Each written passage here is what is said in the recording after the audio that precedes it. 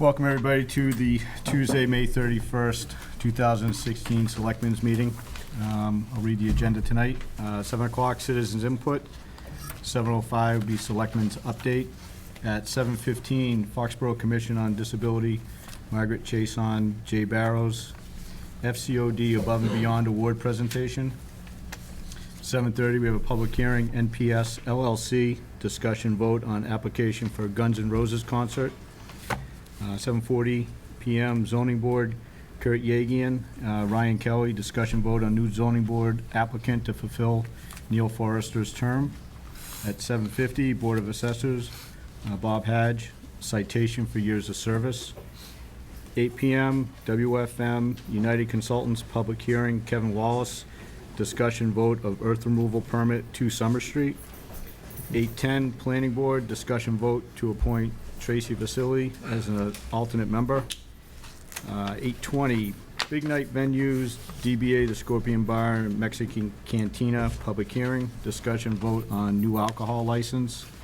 At 8:40, Conservation Commission, Richard Golem, discussion vote to appoint Richard Golem to fulfill Valerie Marshall's term on Conservation Commission. 8:50, Bill Keegan, Town Manager update. 9 o'clock, Mary Beth Bernard, Assistant Town Manager update. Deb, would you like to do the Pledge of Allegiance? I pledge allegiance to the flag of the United States of America and to the republic for which it stands, one nation, under God, indivisible, with liberty and justice for all.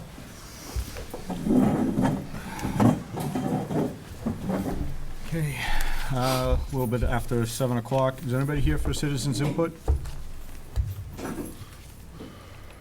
Seeing none, we'll go right into Selectmen's update. I first want to say,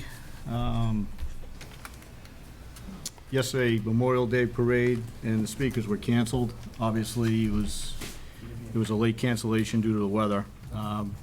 But we did in fact have the wreath laying ceremony because there was a lot of people there, and it actually turned out to be very nice. It was a very intimate wreath laying ceremony. Everybody threw away their prepared speeches and spoke off the cuff, including myself, who spent weeks preparing my speech.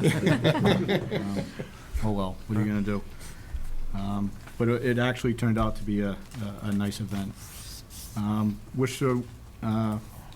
Wish Mackenzie Leahy, who was the planning department intern, good luck. She accepted a full-time position with the Town of Medway Planning Department. She was doing a lot of work with the Economic Development Committee along with the Planning Board. Jim, you want to give an update on the flagpole dedication? Sure.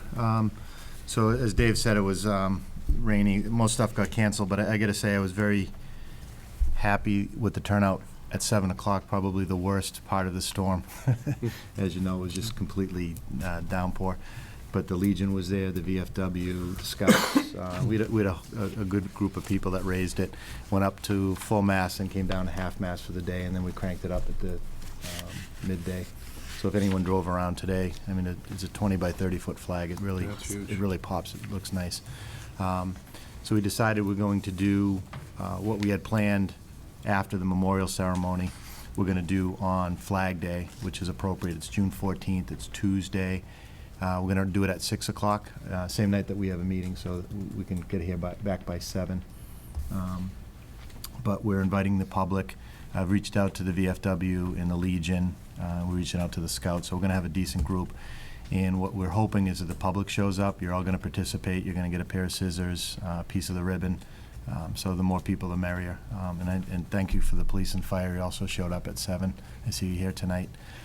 Jay Barrows, thank you. So if you could be there on Tuesday at 6 o'clock, and then we have a time capsule we're going to try to put in the ground that night as well. We're going to shoot for Founders Day, but I think it's probably more appropriate to do everything on Flag Day. So, and then just quickly, we've been updating on this board all the people that's donated. It's going to go in the paper, but the 3 people that last week I just wanted to mention. Chris McNamara from CMAC ended up doing a lot of donation of in-kind services. Sabino Kasha, he has a landscape business, ended up donating sod at the end that was last week. And then there was one other person, Mark Sullivan, who donated some lumber for that nice sign that we had up at the thermometer. So those weren't recognized before, but if we could just recognize that now, I think that completes the list, and then we'll close it up on the 14th. So, thank you. Yeah, no, it was a true community effort. Right, that's And great. Thank you to you and Chris and Tina and Jack for spearheading that. And, who else? Rachel Lori. Calabrese Rachel, and Lori yep. Bubensick. Bubensick, yep. Just in case anybody was wondering, the flag that's there now, is the 20 by 30-foot flag, is not a flag we're going to be using on an everyday basis. In fact, tomorrow, they're going to be replacing that with the more traditional flag that'll be flown on the flagpole. That is a ceremonial flag, primarily to be used on special occasions for holidays such as Memorial Day and for Flag Day and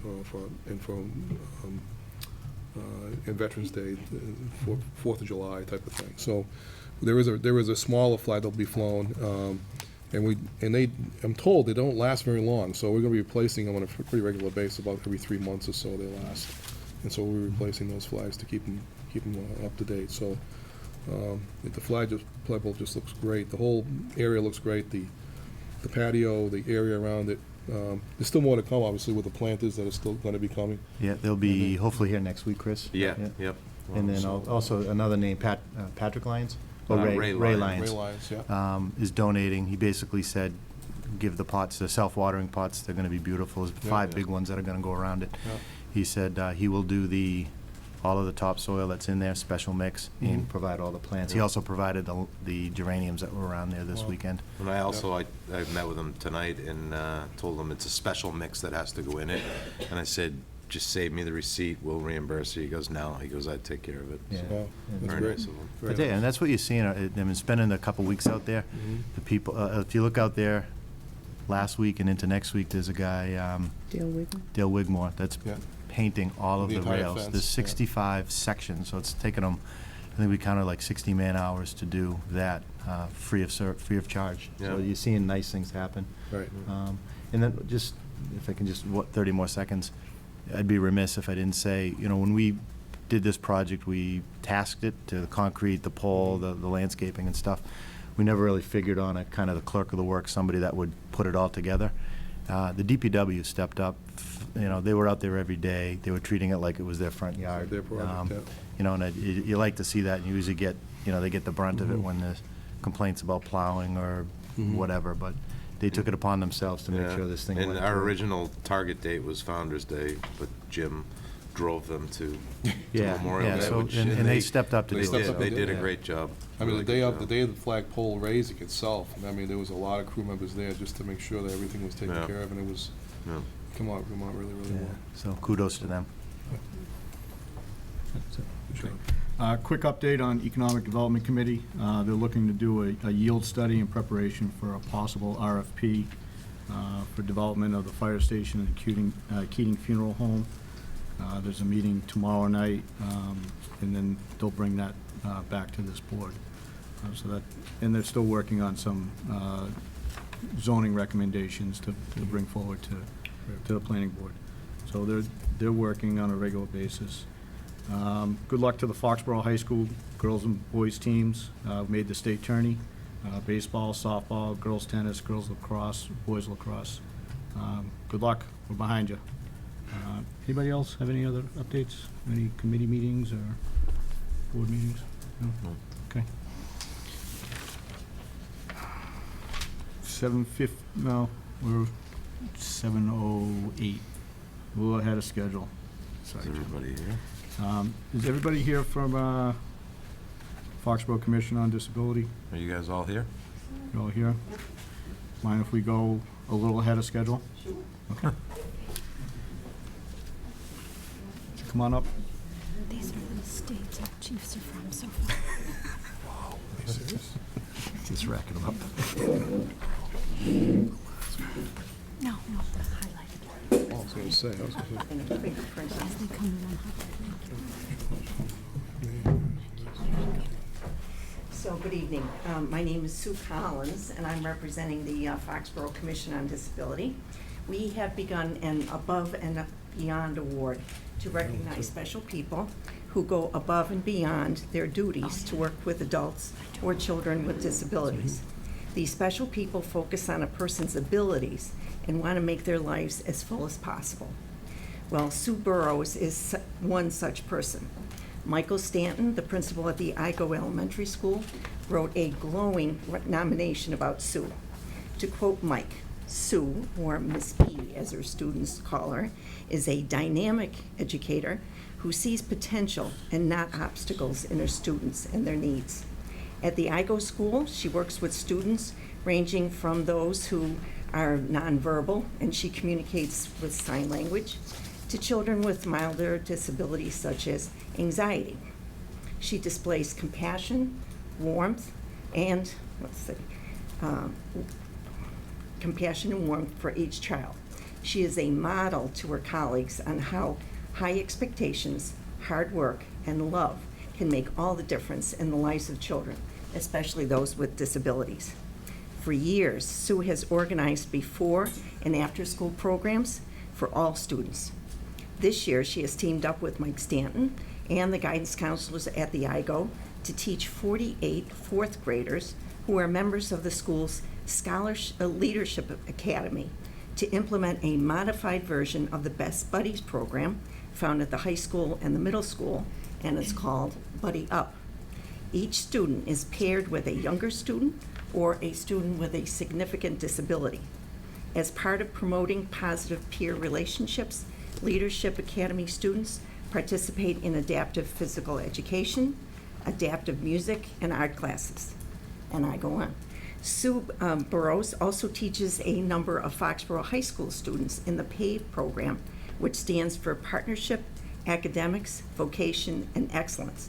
She teaches them to swim and develop an understanding of the use of various physical fitness equipment in order to lead a more independent and healthy lifestyle.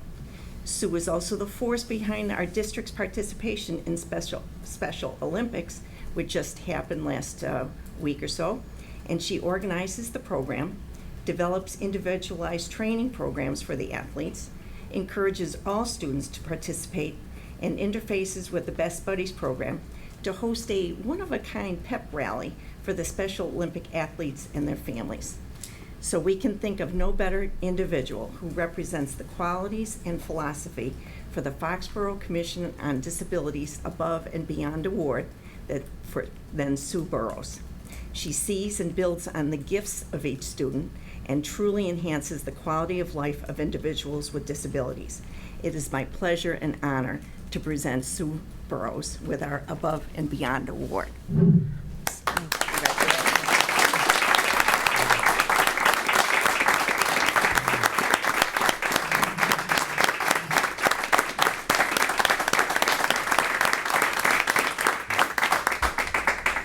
Is this the part where I have to make a speech? Because Mr. Stanton said I didn't have to talk. Humbled and honored are just the two words. That's about all I can say. Thank you.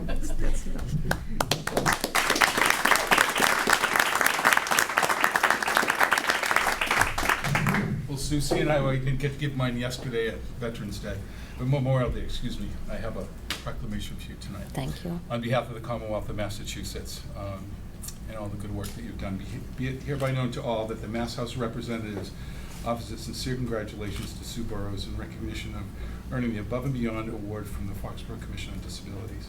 The entire membership extends its very best wishes and expresses the hope for future good fortune and continued success in all your endeavors. And it's given today, the 31st day of May, 2016, and it's signed by Robert DeLay, the Speaker, and yours truly, Jay Barrows. And I heard a lot about you. I read the overview of what you've done, and thank you so much for what you do every day. Thank you. Kids really, really Thank you very much to the commission also and Selectmen's Committee tonight for having me here. I really appreciate it. It's our pleasure. Congratulations.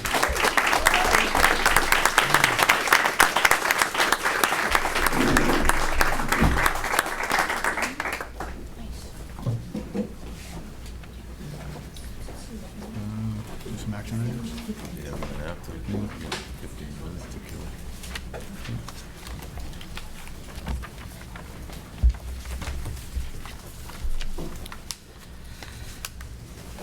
A public hearing at 7:30, so we're gonna do some action items in the meantime.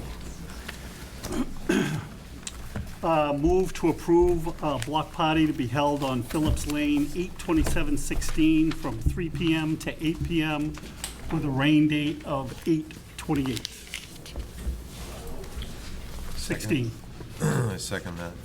Motion made, second. Any discussion? None. All those in favor? All right. Move to accept a gift donation in the amount of $15 in memory of Ralph Jumond from Louise Hall to be used for programs in the Council of Aging. Second. Motion made, second. Any discussion? None. All those in favor?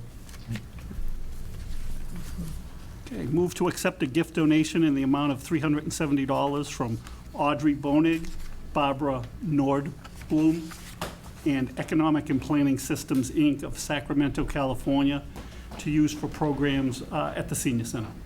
Second. Motion made, second. Any discussion? Seeing none. All those in favor?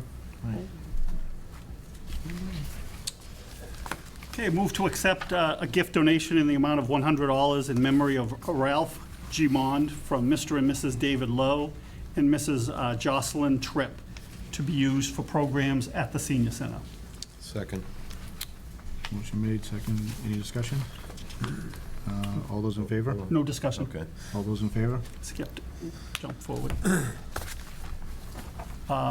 Move to renew 25 commercial parking permits expiring on 6/30/2017.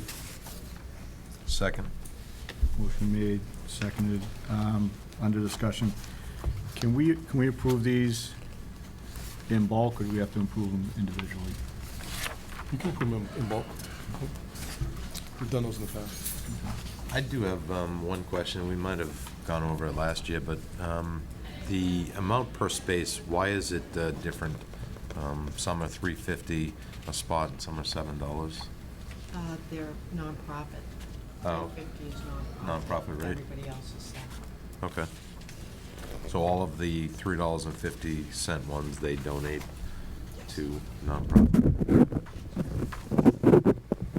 Should I amend my motion to do it as a whole, or are we good? No, he said we could do it all as. Well, Okay. if you want to create the motion that way, I think that would be best if you did that way. The list, if it's to approve the list of 25. 25. Yeah. And there's- So I'll amend it to approve all 25 with one vote, unless there's any Unless there's exception. any objection by anyone on the board. No? That's fine. I'll second that. Okay, motion made. Any further discussion? Seeing none. All those in favor? Move to accept Valerie Marshall's resignation from the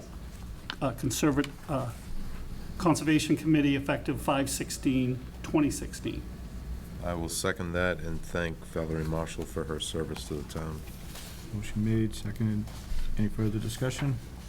Just under discussion, I was texting her back and forth a little bit. On the bottom of her letter, she says she's willing to provide mediation and arbitration services. I know she's been doing this for a while on her, as an accreditation that she has, so if anyone in town needs that, any of the boards run into problems, she is a good resource, and she will do that at no charge. And I know she's been on the commission for a very long time, and it wasn't an easy decision to leave, but she's done a lot of good work for many years, so just wanted to say thank you. Any further discussion? Seeing none. All those in favor? Okay, move to accept a gift donation in the amount of $100 from the Foxborough Animal Hospital to the Recreation Department. Second. Motion made, seconded. Any further discussion? Seeing none. All those in favor? Move to accept a gift donation in the amount of $25 in memory of Ralph Jumond from Mildred Green to be used for programs at the Senior Center. Second. Motion made. Any further discussion? Seeing none. All those in favor? Move to accept a gift donation in the amount of $200 in memory of Ralph Jumond from William and Teresa Bristol to be used for programs at the Senior Center. Second. Motion made, seconded. Any further discussion? On page 22, I had asked about an update on the situation that She's Mark skipping ahead. Sullivan. Hold on, Sorry? this is, you're one ahead of us. $200 donation. Oh, I thought we did, I'm sorry. Nope. We were on. Number 9, we're Don't on. have it. You want to hold that discussion? Huh? You want to hold Oh, that no, discussion? I'll hold it. I don't have this donation from Mr. Kamon. Okay. Okay. I second it. I have an update as part of my report. Oh, okay, that's all I wanted. All right. Okay. Confusion under discussion. All those in favor? Okay, move to accept the Board of Selectmen's 5/17/2016 minutes. Second. Okay, under discussion? Yeah, okay, Bill, so we're gonna have an update on the update? Yes. Okay. I'm all set. Yeah. Thank you. Okay. Any other comments, discussion? All those in favor? Right. Move to approve a one-day beer and wine license on 6/16/16 from 7 to 9 p.m. for the Life is Good Kids Foundation product launch. Second. Motion made, seconded. Any discussion? Seeing none, all those in favor? Aye. Move to approve a one-day beer and wine license on 6/16/16 from 7 to 9 for the Life is Good Kids Foundation product. Was that a duplicate, or are these from two different? No, one is for the Revival Brewery on Yeah. behalf of, that's who they're using for one. And Oh. the second one is It's a Carolyn's Saconnet Vineyard. Yeah, they're actually owned by both, owned by Alex and Ani. So each Both. alcohol license needs a separate Yes. vote? Yes. Okay. Okay, I'll second that. okay. Any discussion? Seeing none, all those in favor? Move to approve a one-day beer and wine license on 6/16/16 from 6:30 to 10 for the Charmed Night Out. Charmed Night Out. Second. Any discussion? All those in favor? Move to accept the resignation of Joanne Pratt from the Council of Aging and Human Services Board, effective 5/26/16. Second that, and thank you, Mrs. Pratt, for your continued service. Any discussion? All those in favor? Right.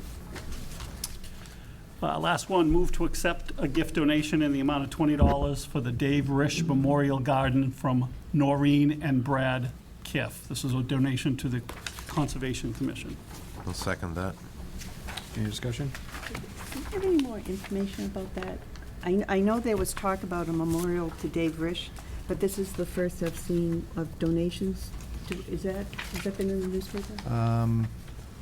There's a movement to get that built, and I think we were going to talk Right. about that at the next meeting. Oh, okay, all right. It's not quite fully public yet, but Oh, it's okay. going in that direction. Okay.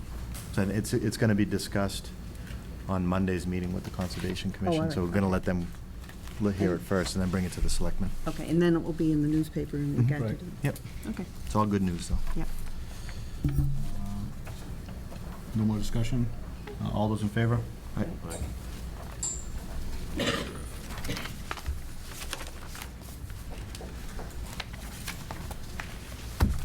Okay, 7:25. Bill, you want to give, start your update, maybe? Okay, sure. There are a couple things we're working on. One is there's an ethics discussion that I'd like to have the board take on at your meeting on June 14th.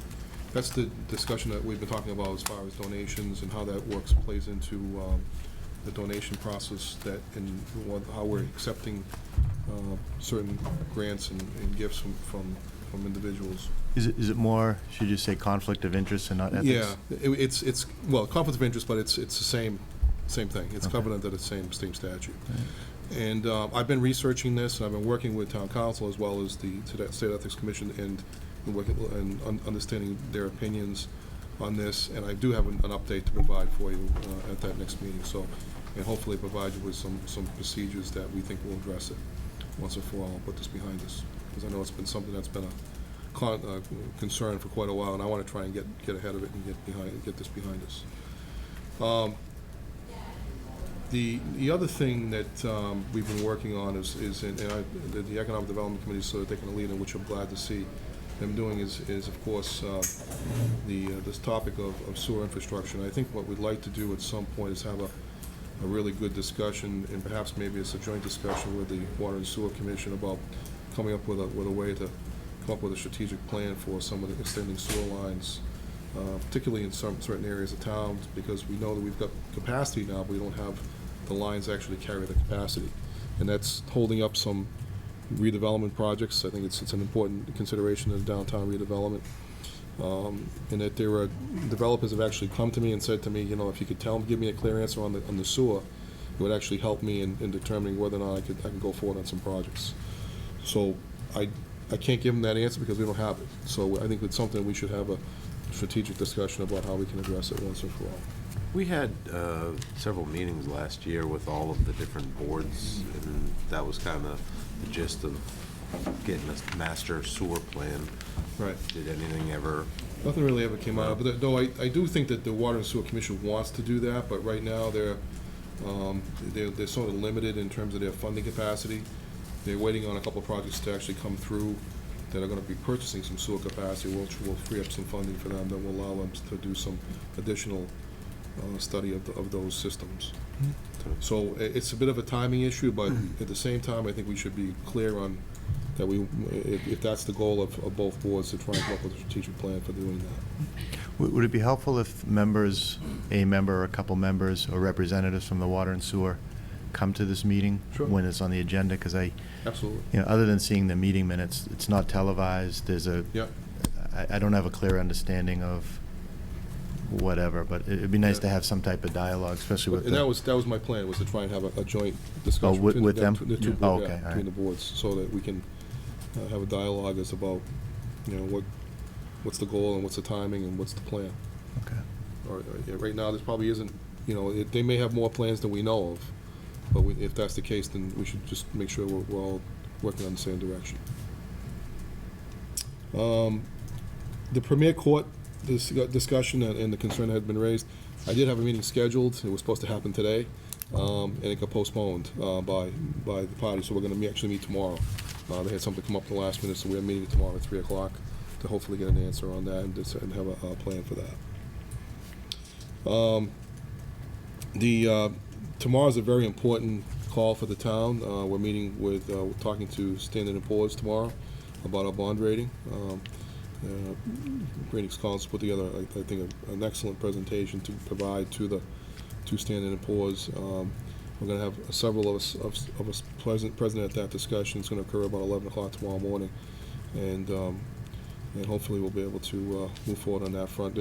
The plan is to sell bonds on June 9th at this point. So obviously, right now is a really key element of that discussion and the bond sales to know where our bond rating is. But right now, I think the discussion is very positive, but I don't want to jinx the process, and I'll just hopefully keep things going in the right direction.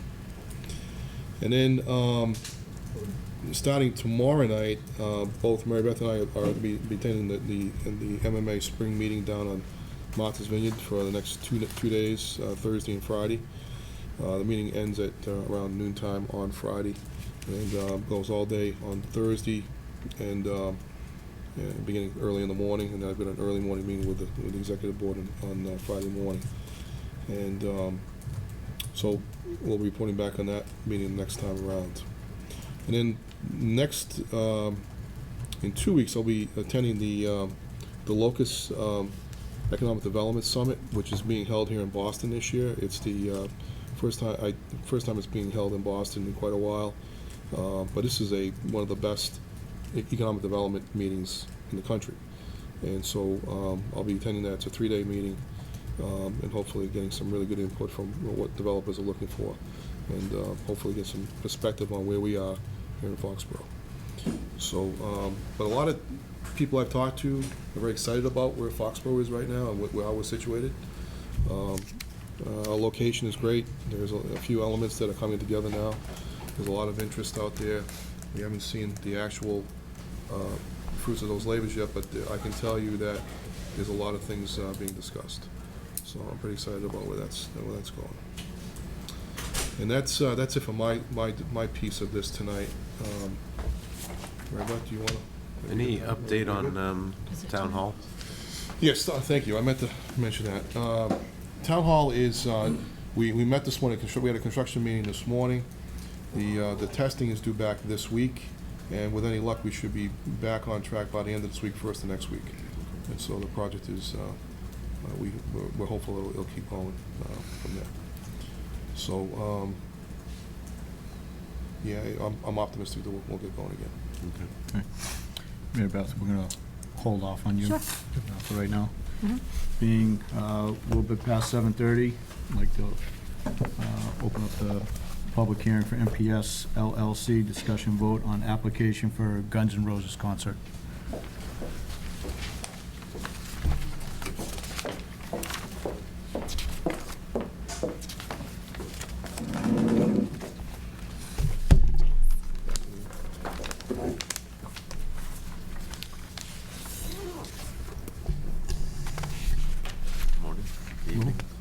Morning, evening. You go? Yep. Jessinos with Gillette Stadium. Here before you this evening to license 2 concerts, Tuesday, July 19th and Wednesday, July 20th. It'll be Guns N' Roses at the stadium. Both nights have Lenny Kravitz as the opener. This event is a Live Nation show, which is the same as 4 of the other concerts that we have planned for the stadium this summer. So we're working through the Live Nation Cambridge office, and we're using Al Dotley as our production conduit, who's the same production company and contact that we've used in the past.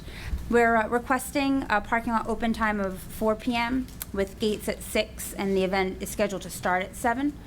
The end time we're requesting for this show is 11:40. So the tour started back in April. They played their first date, and they've gone extensively at this point through Central and South America. They've come back up, and the event is running to about 11:30, which is 15 minutes past the curfew that we typically request. So we are working with them to try and get them on stage a little bit earlier and allow them to end earlier. But what we would like to do now is request that 11:40 end time so that we cover any need for them to extend beyond the original 11:15, which we typically ask for.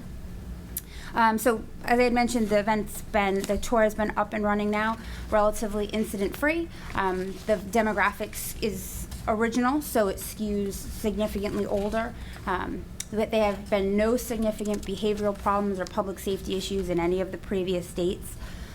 As with any concert or event that we have at the stadium, in the event that our public safety officials would like to advance this concert at another venue in another state, we'd be more than welcome the opportunity to facilitate it and cover any of the expenses that would be involved in an advanced trip. Their ticket prices started at $50 and went all the way up to $280. So the show on the 19th is the first show that went on sale, sold out almost instantaneously. Incredible amount of pent-up demand, as you can imagine. It's been 20 plus years since they last toured. They put the July 20th date on sale, and it did not perform nearly as well. So as of right now, the entire 300 level of the stadium is closed for that date on the 20th. So we anticipate that it'll remain closed, and that will go with the reduced capacity for the second date. But the first date, the one on July 19th, is completely sold out right now. We'll be operating the taxi stand that we've been operating for the last 3 years successfully. We request that Putnam Parkway be open and available for public safety officials as well as select suite clients. And other than that, there aren't any significant components. There's nothing really different from this show than what we've seen on the rest of our shows for the summer. Okay. Anybody on the board have any questions? Just a quick question. For a sold-out show, how many tickets is that? It depends on what the production elements are, where the sight lines fall. For this show, it's right around 51,000. But it can be anywhere from, 45 to 55, depending on the staging elements that come in. Yeah, so for Beyonce on Friday, it's smaller because of the sightlines are far more conservative. There are a lot of elements on the field that cast shadows and obstruct out into the audience. So it really depends from artist to artist. And also the setup too. All of our shows this summer are set in the south end zone, and play to the north. But we have had acts in the past that have opted for a center stage or a center field or a 360 setup. And in that case, capacities they vary drastically. Anybody else? Well, my only concern is they're asking for an 11:40 closing, and this is on a Tuesday and a Wednesday evening. And usually our curfew is 11:15. If this were a weekend, probably wouldn't have a problem with it. But it's a work night. I mean, there are still people who have to get up early in the morning, to go to work, and having, this isn't going to be an acoustic evening. It's going to be loud. And that's just my concern, doing an 11:40 on a weekday, evening. I don't know about the rest of it. What do you think the chances of continue working with them to see if they can get done sooner? We will. We honestly will, and we'll push as much as we can. And I can tell you that I've been in contact with them. Dan Murphy's been in contact with the agent, with Live Nation, the promoter, with contacts we have within management of the band, and we'll continue to do that. By no means by asking for the 11:40 now, we're certainly not going to check it off our list of things to do, because it's important that we are the best neighbors that we can be and be the least inconvenient when it comes to having events or having loud events and having events on the weekdays, because it presents a different challenge. But I think it's important that I request 11:40, that we request 11:40 this evening, because there's a good chance that it will run that late. We don't have a ton of control over what Axl Rose decides to do. But our curfew is 11:15, and we're the licensing agency. I mean, like I said, a weeknight, 11:15, and that's going to be a loud concert. And there are people who, is anybody in the audience that are concerned about it? Mr. Chairman. Yeah. You want to come up? You raise your hand, you got to come to the microphone. We moved it. Yeah. Oh. Tracy Vasili. I used to be Pine Acres Road, but I'm now 8 Van Dorn. Honestly, that's loud. And I've been to a Guns N' Roses. I'm aging myself at this point, but that's loud for a weeknight. And even though you don't have to get kids up for the next day, and my kid sleeps till noon, regardless of how late she stays up or doesn't, there's that concern as well. If we have a curfew should mean something. That's my personal opinion. And you've got a lot of people around there who, depending on the cloud cover that day, the way the wind blows, they could almost feel like they're at the concert themselves. It's just, I don't understand why we would have a curfew if every time we're asked to extend it, especially on a weeknight, we would do it. Weekend, I'd be like, absolutely. It's just, that's just my 2 cents. Thank you.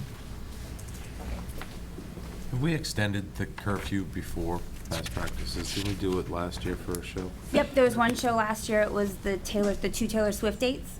And this is our first curfew extension since then that we're requesting. What were the dates of it? Was that a weekend, weekday? June? But I believe it was July of last year, and quite honestly, I don't recall off the top of my head. It was 2 dates, so one of them had to have been Tracy knows. They were both weekends. Both weekends, okay. But as I remember, the board was a little hesitant about doing it. It was actually a totally different circumstance as well, because we had licensed those 2 shows so early in the year, long before the tour had even gone on the road. So we had the original license, and then got on the agenda, came back before the board to have the open and honest discussion, knowing that it was trending late and that we weren't going to be able to make any changes. So we came back before the board 2 weeks before the event and requested the extension. And luckily, we requested to 11:40, and I don't believe it ran past 11:35. But I believe that we advise you to inform the future concerts for the next year, that our curfew is 11:15. And we do. Yeah. We do. But if we say 11:40, it's gonna go to 11:40. Well, no, because with the Taylor Swift request, we didn't go up through the extension. Didn't even go up to the extension. Just using case precedent. George, can you, Hi, So it's 11:15 without the. George Bell, Stadium Advisory, and I just wanted to comment that Al Dottley, who is a very well-respected production manager, has been hired for that night, and as attendees or as people that would monitor it, we coordinate with them based on any noise calls, and they have been very cooperative to turn it down whenever there has been, if there was a call, which has been very infrequent the last 2 or 3 years. But, you know, it doesn't say that that's going to change. I just thought I'd bring that to your attention. did, The expectation is that the concert ends at 11:15. That's the expectation. You know, I mean, and my concern is Tuesday and Wednesday. If this were Friday and Saturday, you know, there's a big difference between a weekend concert and a weekday concert. A question? gotta come up to the microphone. Just give me the microphone for the audience.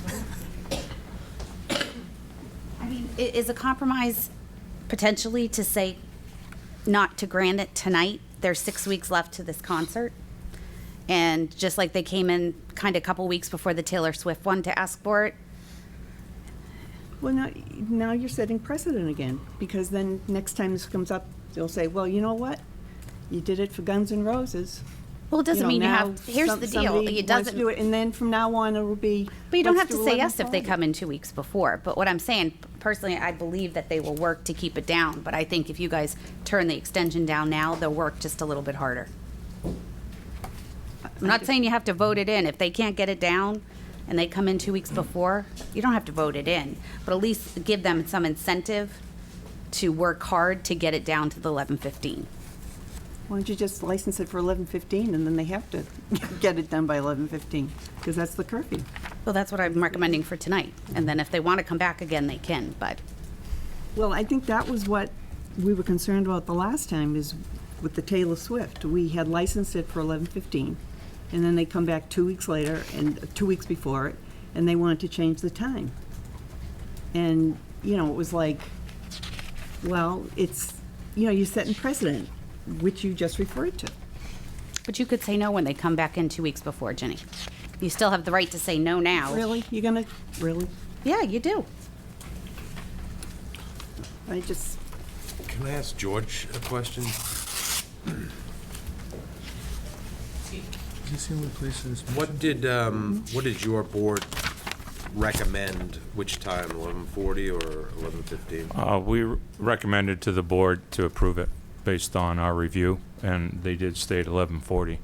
I guess a part of it also is there's a different fan base than, they were back here in, what was it, 92, and it was a whole different set of potential, or it would have been a whole different set of issues, but we just didn't see that, and again, based on Al Dottley and the fact that we've had very few actual complaints, and we probably over the course of the last year have had maybe 2 with 10 concerts and he has done a great job working with the building inspector, and so he has the ability to get it turned down. It's not like, Yeah. you know, it's going to be, and that's the only reason. I respect that, you know, 11:40 is later, but and that it's during the week.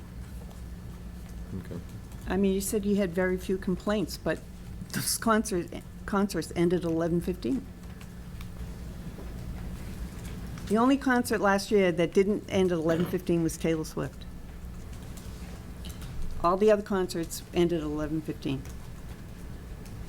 if you have an expectation that the concerts end at 11:15, and you go to bed knowing you have to get up at 5 o'clock in the morning or 5:30 in the morning to go to work, you know, 20 minutes to 12 that's a big chunk of time when you're trying to get to sleep because you have to get up early in the morning. Well, one of the compromises we could make is meet in the middle and say 11:30 as opposed to 11:15 or 11:40.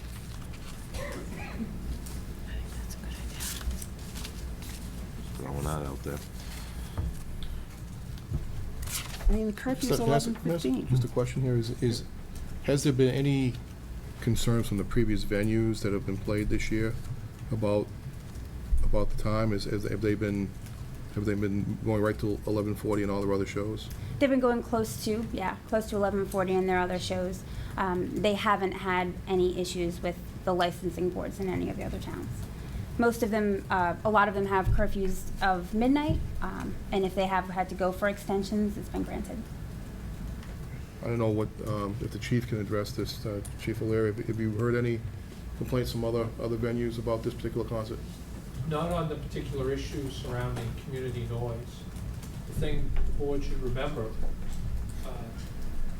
a lot of the facilities are in more urbanized areas, and if it's in a suburban area, I don't know where the house placement is. As Ms. Vasily brought up, the Pine Tree, the houses up on North Street might have a greater noise issue, especially that late in the night, as well as Walpole.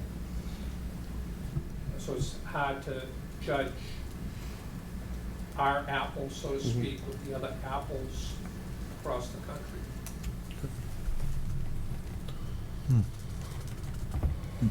Okay. Any other comments from? One more, Dave. Oops, sorry, from the audience, yeah. The one thing, although it's not directly related to noise, at some of the other places that they've played, there hasn't been any major behavior issues that we saw back in '92. Probably the aging process has had an impact on that, both for the fans as well as the band. 4 years later. So Everybody will it's, be asleep at 11:40. well, again, I don't know that, but it hasn't caused a ripple effect of poor behavior. Well, like I said, it's an interesting discussion because as the concerts come in, we looked through the packet, and I didn't see anything in here that said it was going to 11:40. I didn't There's realize it. two separate- Oh, I know, and there was a line item, but the police, the fire, the Stadium Advisory Committee, if it was discussed, it was not in this packet. So until Jenny brought it up, I didn't realize it was going to 11:40, other than that one line It's a item. bullet point in the, Yep. in the Stadium Advisory Committee memo that I believe you have in your packet. Correct, but I didn't realize that it's a half an hour later almost on a Tuesday night. So until Jenny brought it up, I didn't give it much thought. The stadium is, as you know, a fine balance because it's in a, Yep. you know, the urban-suburban mix is not the same as other venues. And to kind of break ground on a rock concert on a Tuesday night at 20 of 12, when people do need to get up to work the next day, it's not like it's in the middle of the city. So this is a very unique situation, and I'm surprised that it got to this point without further discussion. It's not a huge deal, but Tuesday night, you know, almost at quarter of midnight, is a big deal for a lot of those residents. And Wednesday, because And it's Wednesday going to be night. 2 consecutive nights. It's 2 evenings, yeah. Yep. Just so that, I guess we're clear though, it's not, we highlighted it in the application, it was a leading bullet point in the State Advisory Committee packet. There really wasn't, do you feel like there should have been other steps that we took in communicating this request? No, or- I don't want to mislead you that it was hidden. Yeah, But to me, that's- it's a big deal to on a Tuesday, Wednesday night to go to almost Mm-hmm. quarter of 12 on work days. So it should have been a leading point. But and I understand it is a bullet point, but it's the same weight as, you know, parking lots open at 6, gates open at 6, start time at 7, end time at 11:40. We're asking for a waiver or special consideration or something. Mhm. So it got past me. That's all I'm saying. I hope, I don't want the board to No, feel I'm not like saying it we're was- trying no. to, you know, I My highlighted it this point is, evening. I wanted to think make it sure is, I everybody think it knew. is a big deal worth considering, because it's Guns N' Roses this year, it's potential concerts next year, using this as precedence, and struggling in that area with traffic and all that stuff throughout the years, we got to a comfortable place, and this is a big change with respect to the people on Pine Acres, in Cross Street, in North Street, and all those people, and the parking and the doors banging to get into the cars and leaving and all that stuff. Granted, it's not a football game, but there is an impact to the neighbors.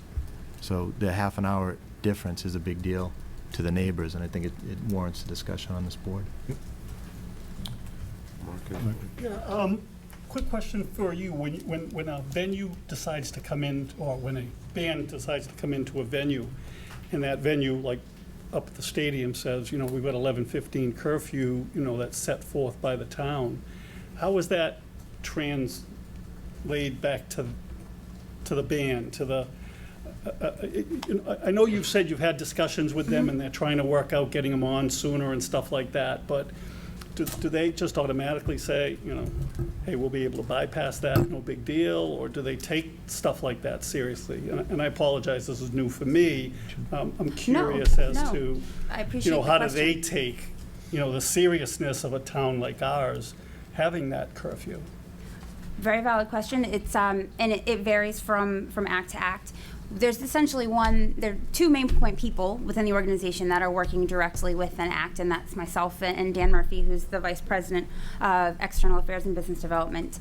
And what will happen is the town curfew is always listed in any contract discussions that we're having with an act. So from the very beginning, the very first communication that we might have with an agent or manager with respect to routing a tour to come to the stadium the following year, one of the line items that's listed in there, along with a myriad of other issues, is that the town has an 11:15 curfew. And that is a lot earlier than some towns have no curfew, others have curfews later. This is the earliest one that a lot of tours will encounter. So we write it into a lot of the documentation that begins at the very start of the conversation. And then, quite honestly, we're effective a lot of the time, and we don't even need to come before you or reference it, because of relationships that we have. We're able to make sure, going into a license hearing and going into an event, that we are supremely confident that the artist is going to be respectful of that 11:15 curfew and modify their show and their overall tour timing, and respect it. There are times when there are all different elements that come into play. Last year with Taylor Swift, the big issue was light. It was far too bright for her to begin her show, and for all of the pyrotechnic and the lighting elements, the actual production of the show, to really pop and to be the performance that she wanted, if she went on stage 30 minutes earlier. So those 30 minutes, a 25-minute extension that we requested, allowed for the show to go off with the same sort of artistic integrity that the artist had intended. So it's different every time, and most of the time it's not an issue, and most of the time we're comfortable knowing that, like I said, the act and the artist is going to be able to condense their performance, begin it earlier, do whatever they need to do in order to meet that 11:15 curfew. But there are times when we feel like it might be an issue, and this is one of them. So you, having said that, does that mean the act's pushing back? The act say, Yes. okay. All right. That's it. Yeah. I think there was another question in back, though. Any other questions in the audience? Mr. Brown? I don't know, David Brown, 17 American Way, and I don't know if I heard this or not, but why not have the opening act start earlier, for one thing? As far as the time of day and the darkness, I would put a little bit back on the band.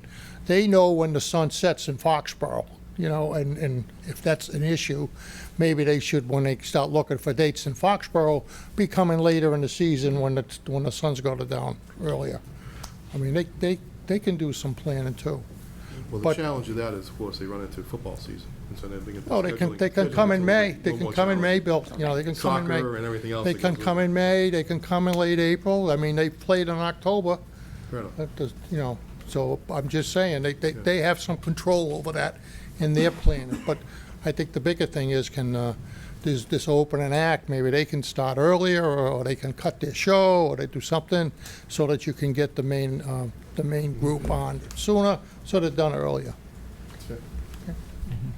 What is the process? Say it's an 11:15 curfew and they play till 11:30. We have the ability to find them. It's in the back of the packet. So I think my issue is really the day of the week that the concert's happening. You know, so we have the ability to vote to approve this license at an 11:15 curfew and hold them to that. I would certainly entertain the 11:40 if it was a Friday or a Saturday night, but being where it's midweek, and there's a lot of residents within earshot of the stadium that have to get up, go to work the next day. I think we have to be cognizant of them as well. So I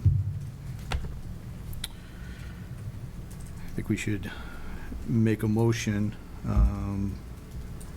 to approve the Guns N' Roses concert for 11:15 end time. So, Move to have the Guns N' Roses concert, approve the Guns N' Roses concert with an 11:15 end time. I'll second that. motion made, seconded, any discussion? Seeing none, all those in favor? Thank you. Now you get to push back. Good luck, Jess. You got your work cut out for you.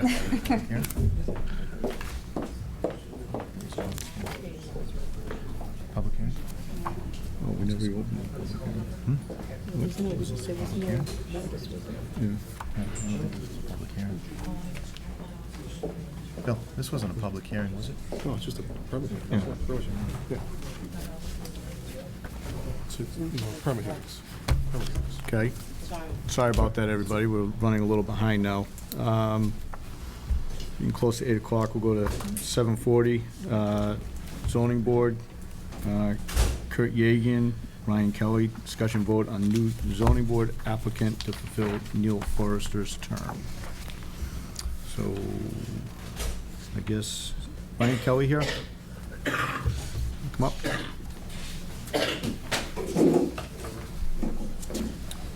Welcome.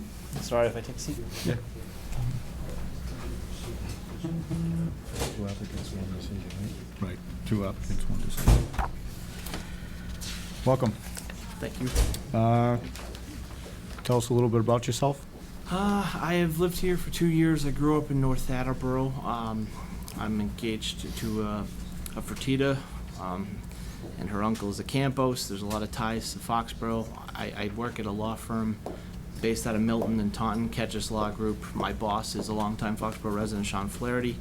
I thought it might be time to get involved with the town. I served on the zoning board in North Attleboro for about 1.5 years as an alternate member. I enjoyed it. It's a type of, or a field of law that I'd like to get more experience in, just because I find it interesting. I'm a personal injury attorney, so it really doesn't overlap with my professional interests. I just think it's interesting.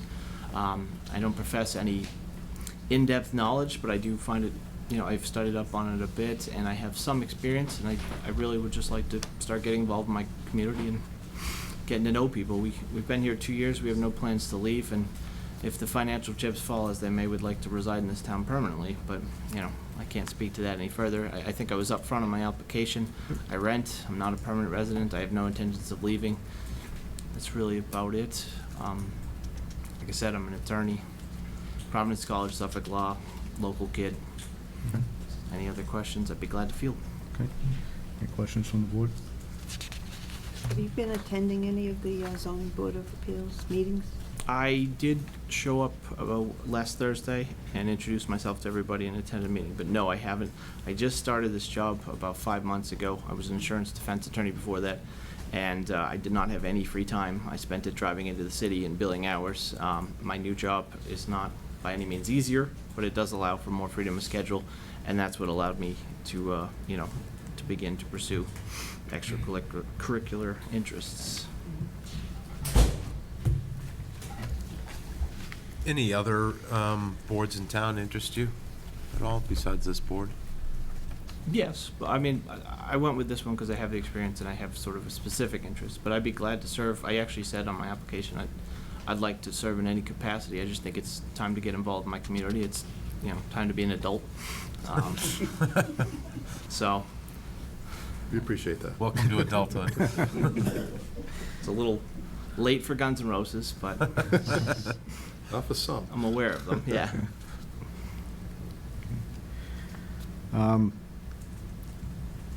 Your primary focus in law is insurance and personal injury? Do you? Was insurance, it's Was now insurance. personal injury. I don't do anything else, yes. Okay.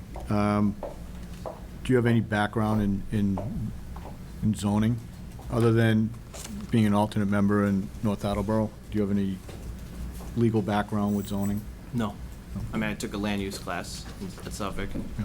did well enough, but if you quiz me on it, I don't think I would pass at the moment. Have you read through the Foxborough zoning bylaws? I have reviewed you? them. Have you? And then started, I bought the MCLE package on zoning in Massachusetts and started boning up on that as well. Like I said, I do find it interesting.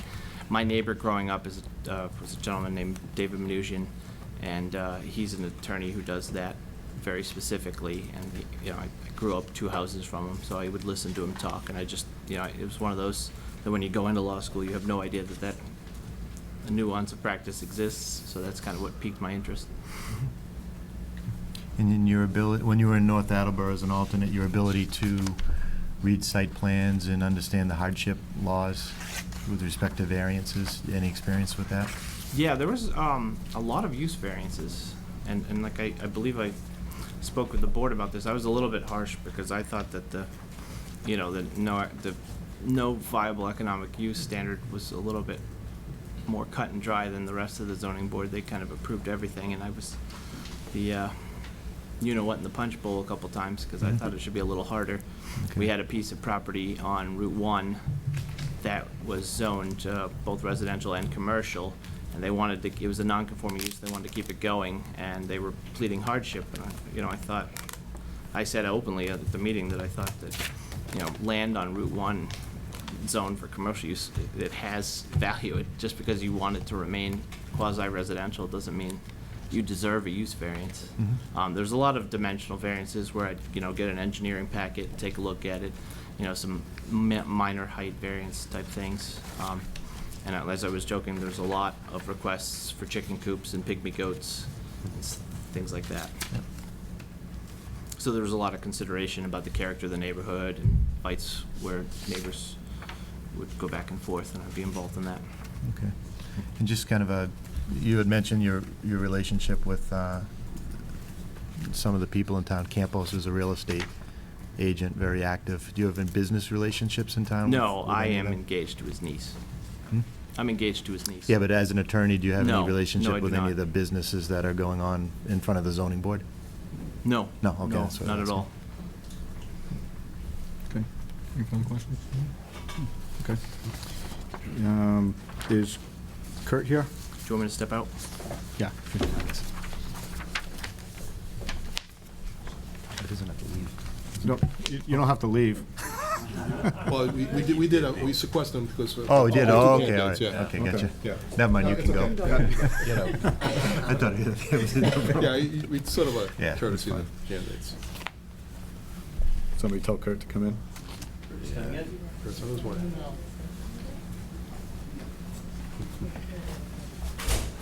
Evening, everybody.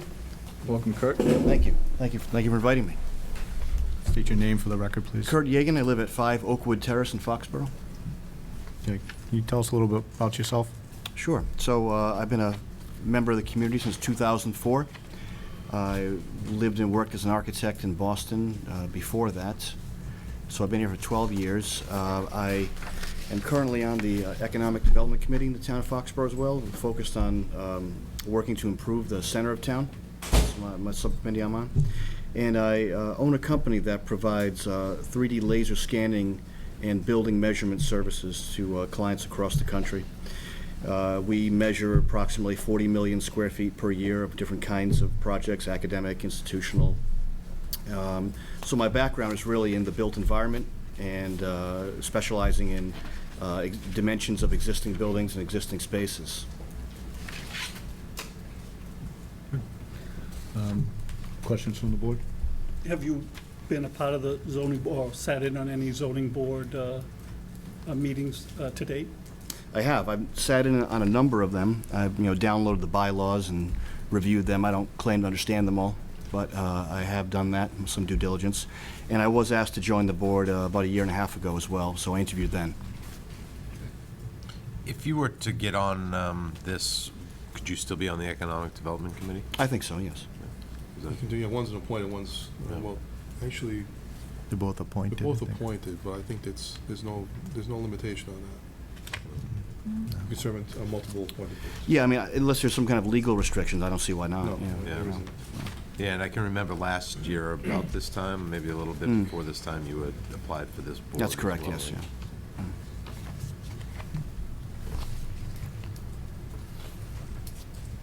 Any other question? No, right. The questions we're going to ask were answered. Okay. Thank you. I think Kurt, with an architecture background, could lend a unique perspective into the zoning board of appeals, especially where he has experience in a lot of cases with historic buildings and dimensional setbacks and how they relate to variances where he'll be, if he was appointed, would be asked to weigh in on. So, just throw it out there. Yeah, and I also think you demonstrated an interest in the board applying for the position the last time around. Yes. And you've been going to meetings and, that says a lot. You've been in town for quite a while. Sure. An understanding of the town of Foxborough. Well, I my family's here, and I enjoy the community, and it's trying to give back a little bit, do something. I mean, I don't need it for a resume or anything. I just want to get involved. Really. Kurt, how long have you been the chairman, the committee chairman for the board, the Boston Society of Architects? Well, I'm the committee chairman of the Laser Scanning Committee. I'm not the chairman of the Boston Society of Architects. Okay, that was the next line. You just BD promoted Laser. me there, Okay, but thank gotcha.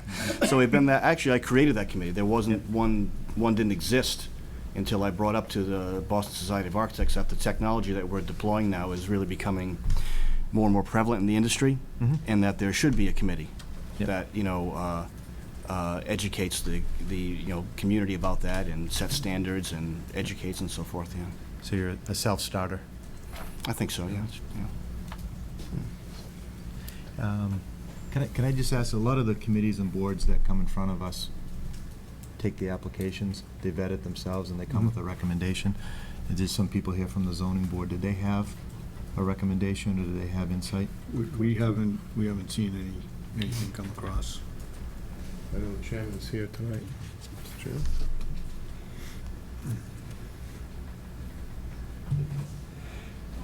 Good evening. I'm Barnett over at 10 Ames Road. I'm currently the chairman of the Zoning Board of Appeals. We did not, as a board, take a vote to make a recommendation. We invited both Mr. Yegan and Mr. Kelly to our last meeting. We spoke with them. It was more for them to interview us, to find out, to ask us questions, than it was for us to interview them. Now, it may very well be that my colleagues have personal opinions, and they can certainly express them. But as a board, we did not take a vote. I would like to say that we have two qualified candidates. I personally would be very happy to serve with either of them, and I would hope that the individual who is not selected would remain interested, so that if a position opened up in the near future, that individual would express interest, once again. In closing, I would like just to make one comment. I would like to express appreciation for Neil Foster for his years of service on the board, for his leadership and his friendship.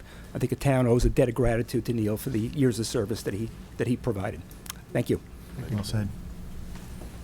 And just a clarification, this is the associate position, correct? Not a full position, an associate position? Yes. Mr. Chairman, just will let you know, too, that I did speak with Neil earlier today, Neil was disappointed he couldn't be here this evening to address the board, but he's actually, he's fallen upon some ill health, so he's not able to make it here tonight, but did want to say to everyone he was grateful for the time he served and appreciative to this board and previous boards for having appointed him in this capacity. Yeah, I think it's a little unique that the board doesn't make a recommendation. But having said that, it's put in front of us to fill this position. So, Dave Brown was. oh, Dave. I'm not going to really be a lot of help on this, but I'm Dave Brown, the Vice Chairman of the Zoning Board of Appeals. And I'll echo what Bonnie says. I have two very well-qualified candidates here. They did attend our last meeting for sure. They asked good questions about what we do. They talked a little bit about themselves, the same as what you've heard tonight. So I wish I could be more help on the decision, but I'll show you either one's a good candidate. Thank you. Thank you. Invite the other guy back in. Yeah, can we bring Mr. Kelly back in?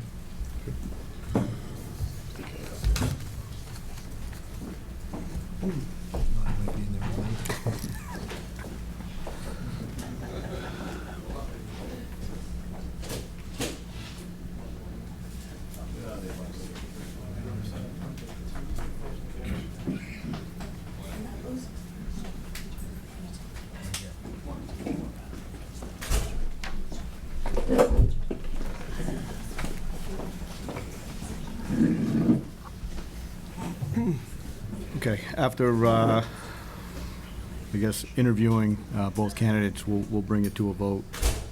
I guess just a show of hands, or? It's a matter who has the most votes. Okay.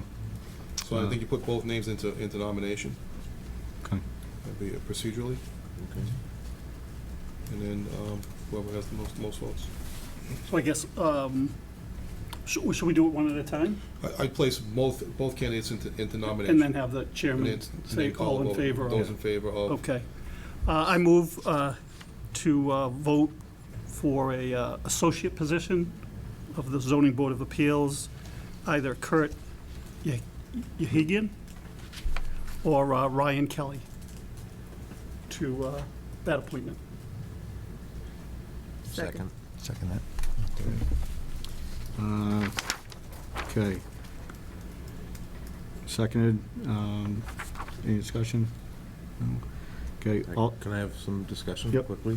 Whoever wins, I just hope the other person sticks around into town politics, and there's a lot of other boards and committees and, A lot of different capacities. yeah, Put a you ton in. of, so, that's all. Motion made, seconded. All those in favor of Ryan Kelly serving as associate board member, fulfilling Neil Forrester's term, raise your hand.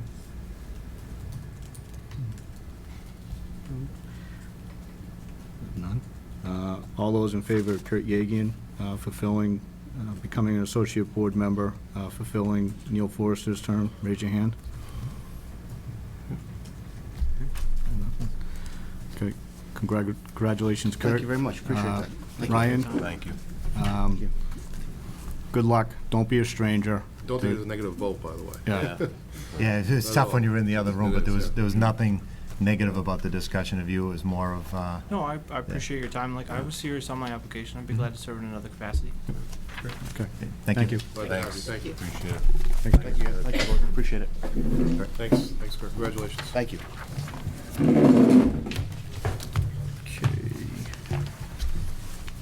okay. 7:50, even though it's 8:14. Board of Assessors, Mr. Hodge. Members of the Board of Assessors, are you here?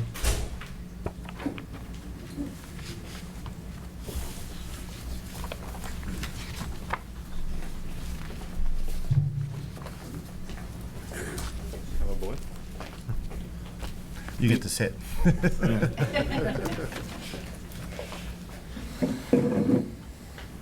Mr. Buckley, would you like to say anything? Before I I read the citation. Thomas Buckley, 21 Hill Street, Chairman of the Board of Assessors. I just think, first of all, that I think this is a great program that you started to do this. I think we've, in the past, we've had other members leave the Board of Assessors, and they really weren't recognized by the town like we are tonight, and my kudos to the board for doing that. But I've known Bob for many, many years. He's been on the board for 6? 10? I've lost count. I've been on it. I've been on it so long I forgot count too. But he's been very valuable to the board with his knowledge of appraising and real estate, and really helped us during reval years and things like that. So I can't say enough about him. He knows how I feel about him, and I know he'll still be see his smiling face around town, but just not serving on any more boards. So congratulations. Thank you for your years of service. Thank you very much.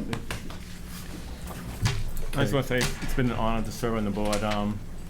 Getting to meet Tom and the other people who have come and gone, it's been a great privilege, and I feel it's a duty for a citizen, if they have something to offer to the town, to do it. And I enjoy doing it. It happens to be my field, so I was able to help out. But my youngest just graduated college, and I'm trying to get the heck out. I'm going to travel and do some things, so I think it's just call it a day. But I told Thomas, I told Hannah, anyone else, I'm always there at their disposal if they need assistance on anything. I mean, I'm not leaving Foxborough. I'm staying here. I just, if they ever need help with anything else, I'm going to be more than happy to help them. But I appreciate the recognition also. Okay.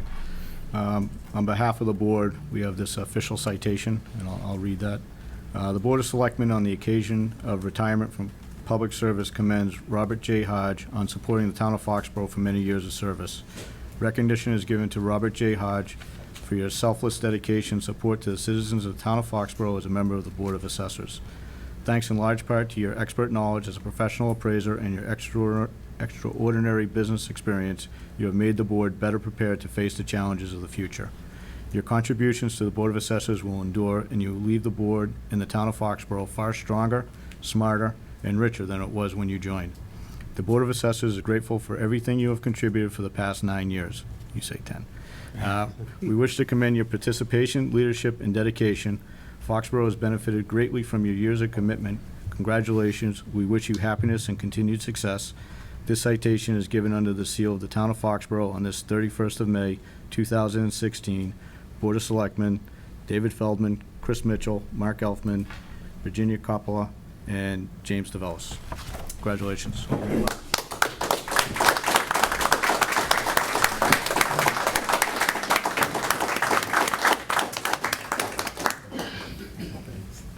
Thanks so much. Thanks a lot, Bob. Appreciate your service.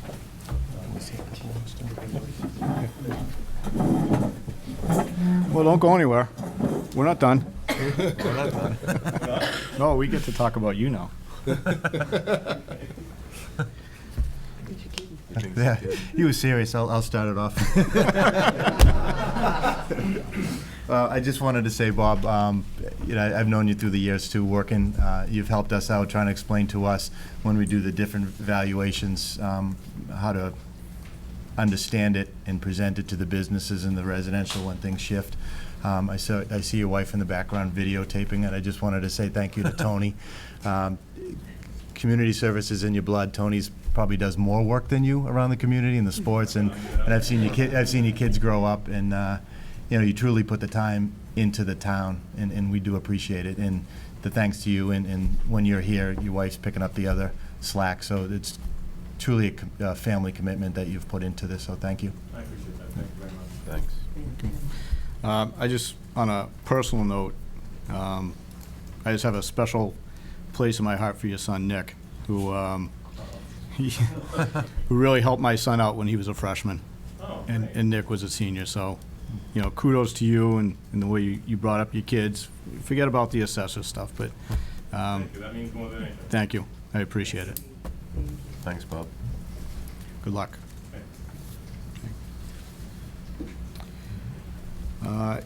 8 o'clock.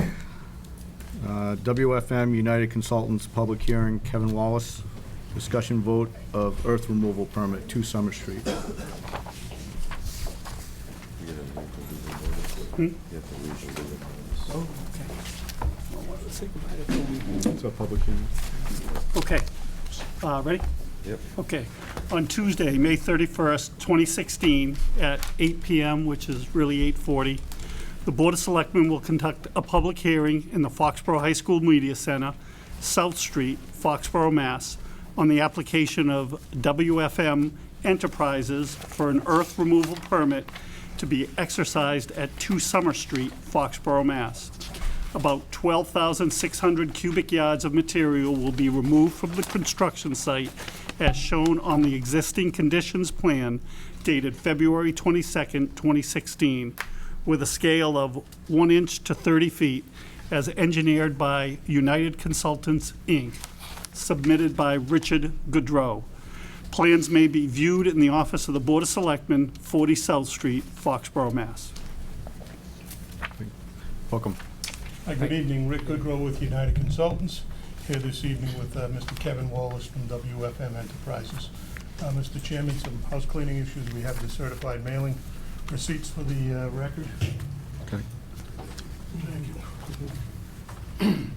We also have some 11 by 17 copies of the site plans if the board members would prefer those, or you may already have them in your packets. Yeah, we have them. Okay.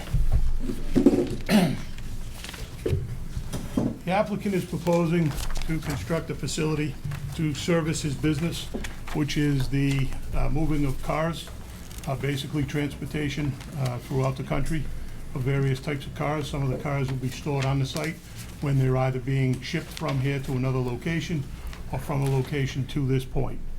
As you can see, we've prepared a site plan. That plan has been presented to the planning board. We have received an approval from the planning board for the site plan as well as 2 special permits. So we're here this evening because as part of this proposal, we're looking for the removal of 12,600 cubic yards of material from the site.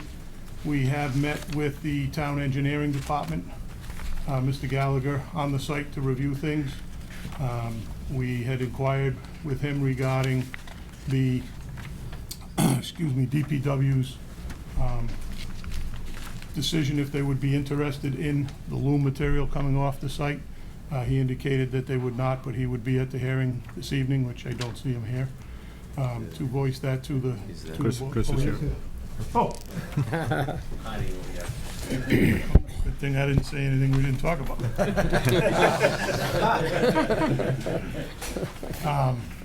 So, you know, that's a basic overview of the site plan and where we are and why we're here this evening.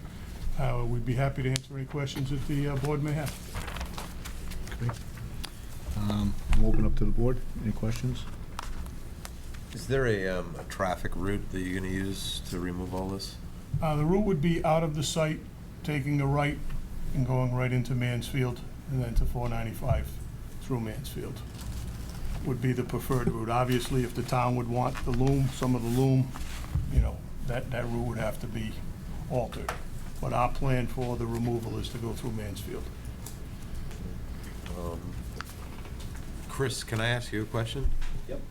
Any reason why we wouldn't want the loom? Is it a storage issue or?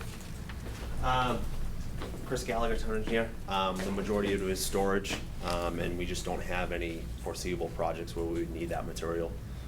It is a large amount of material that with, you know, a couple new storage facilities in behind the DPW yard, losing the property across the street for the solar field. We just don't have the space for it. But we also don't have, you know, any projects lined up where we would be using that type of material. We got the flagpole done, we don't need any more. Couple of little poles, but- Okay, thanks. Hey, a couple questions. So if you look at our zoning, I mean, the reason you're in front of us, you get to meet certain requirements. One is the board shall inspect the site covered by the application. Second one, you're going to notify the Conservation Commission. I assume that you did that.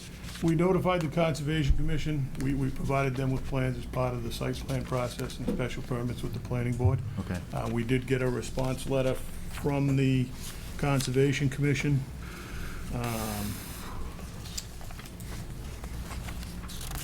As part of that process. And I can provide you a copy of that. Basically, that they had no concerns with staying out of the 100-foot buffer zone. Okay. And then, one of the requirements is a reasonable fee, and I think it was a $50 application fee, but then in your package, you say to be determined. So I guess maybe a question to our engineer, has a fee been set for the application on this? One of the reasons I'm asking, there's supposed to be an application, a physical application. I don't see that in the packet with all the information on it.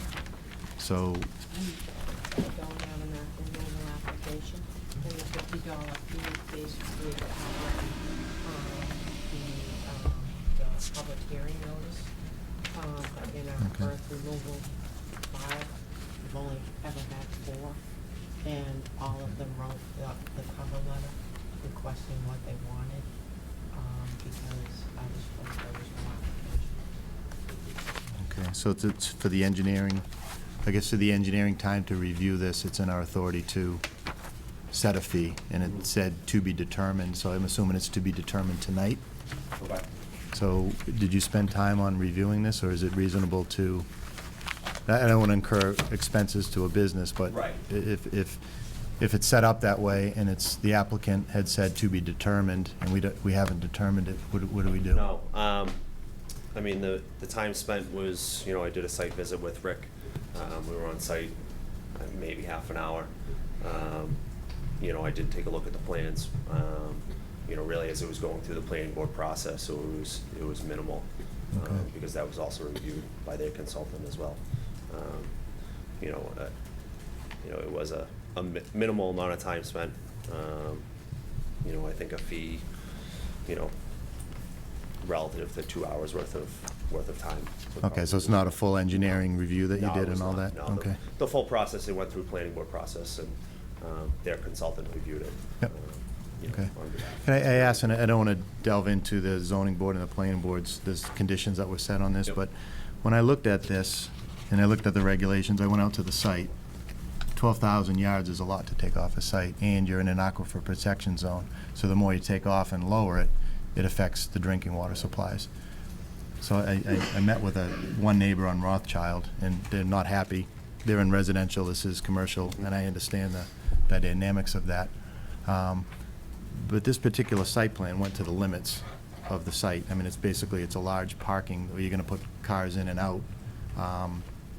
What I was hearing, there was not a lot of controls on the timing and when it's gonna happen, because it wasn't quite known. It's a building that's there, but the expanse of parking went to the limits. And to go to the limits, that's why you had a grade, and that's why you're taking out to 12,000 yards. Considering that there's a neighbor that's right on the side of it, if you put retaining walls in and didn't remove all that, you'd be bringing less material off, impacting the aquifer less. Was that under consideration, or was that discussed in the boards? It's a tremendous amount to take off a small site next to a residential property. Well, the area within the future aquifer of the town is really a minimal amount of cut taking place within that area. That could be affected by a retaining wall. There's actually about a 4-foot elevation change being proposed, maybe to 6 feet tops, being proposed in a cut behind that existing house within that area. Majority of this is, the removal of top and subsoil for the site.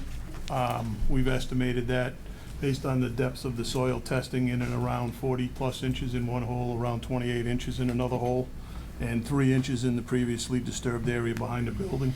So we're estimating that to be about 50% of the total amount is the topsoil and subsoil.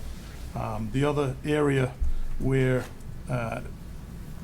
grading will be taking place is for the infiltration pond. That's my concern. You're towards half of the site that you're cutting, you get a 20-foot cut. It's not 2 feet, that's on the backside. Correct. So the majority of the cut on the residential side is pretty deep, and that's where a lot of the material's coming from. I guess my question is, was there looking at different options to avoid the material off-site and provide the natural buffers looked at? We do have some buffers. We are proposing a fence, a vinyl fence for screening. Planning board mandated that we relocate the plantings along Summer Street to the abutting property to help mitigate that.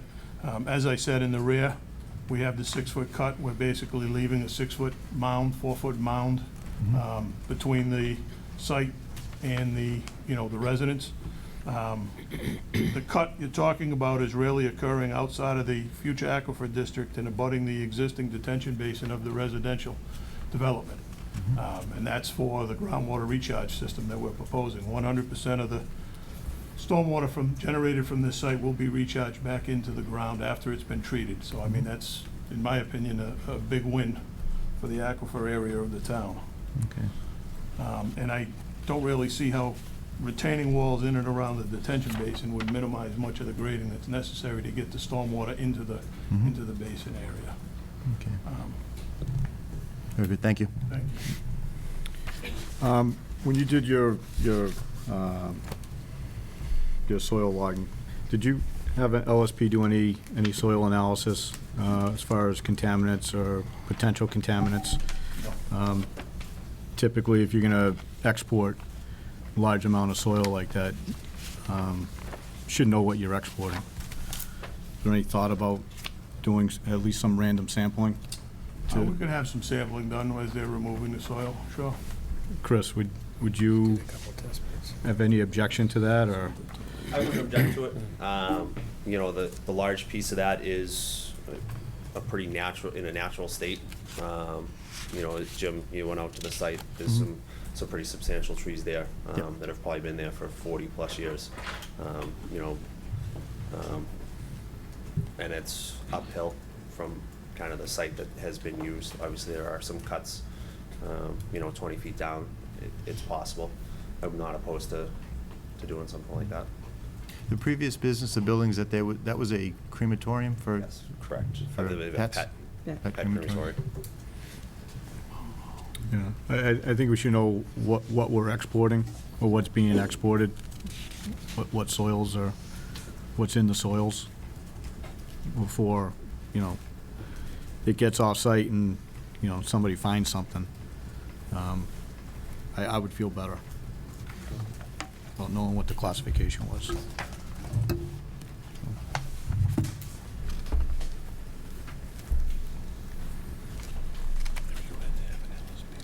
Any other questions? Yeah, Dave, I've got one. Did they do any soil samples? That's what they're looking for, LSP, 21 soil samples. It's not the end of the world. It's the cost. Not the end of the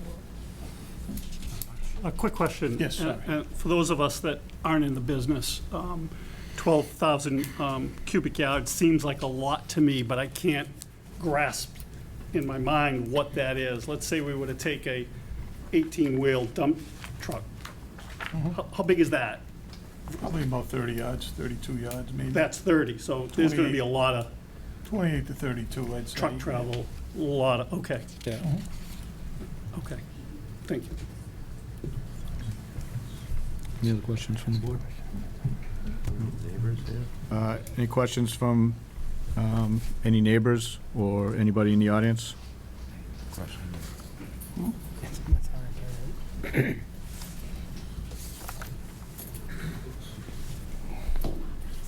Pat Stevens, 63 Mechanic Street. I used to live on Angela Drive, and that crematorium was also a medical waste site. I had heard that. That we fought back in the early 80s. They were burning medical waste also, just so you know. Yeah, I knew that. Okay. You weren't the original owner. You recently purchased the property? Yeah, I haven't even purchased it yet. Okay. Did you do a phase 1 environmental study? We did, and they Okay. found nothing. Found nothing? Yeah. But you haven't done any soil sampling? No.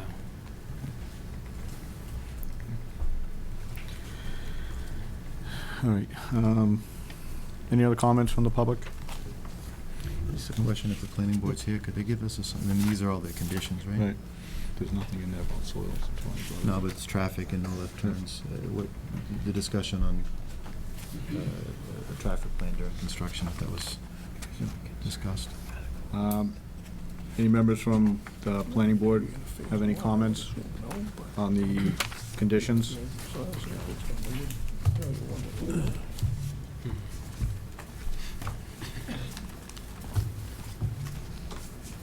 Good evening. John Rhodes, Vice Chair. The way that we approached the project was we thought the most significant issue was the screening and the buffering to the people as you put your back to the street to the right on Rothschild. And we had the applicant stake the 50-foot area that they were preserving in order to evaluate it in terms of the amount of evergreens that were available and the topography, and we're able to go out there and walk on Rothschild and get an idea of what the sight lines would be from Rothschild into the project.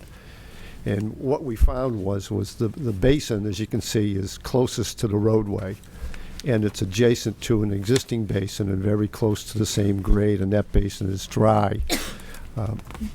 The line of sight that was most difficult for the abutters was about halfway up the property line, what would be the northerly property line, where the existing grade dips substantially from two higher knolls. And in that area, we asked that, first of all, we asked for a solid 6-foot fence all along that property line, A, and then B, we asked for additional plantings in the area where the grade was low and where the sight lines were most open to the site, by taking the trees that by regulation could have been put on the frontage and putting all of those trees in that low area. So the screening was of particular interest to us. The second substantial issue was the stormwater, and Jim's right about having the concerns. My initial thought was, and from looking at DEP records, is that was within a Zone 2 for the town of Mansfield.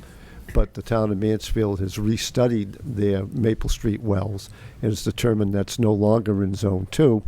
And Rick brought in proof of that from the town engineer in Mansfield. So in terms of the stormwater has been designed to recharge in total the 100-year storm after going through a recognized DEP oil water separator. We also asked that the applicant bring forth a management plan as to how the facility would be run, so that we understood when there was peak activities, it's seasonally peaked, and what their normal operating hours were, and the typical procedures that they follow. And we crafted some of that into conditions of approval.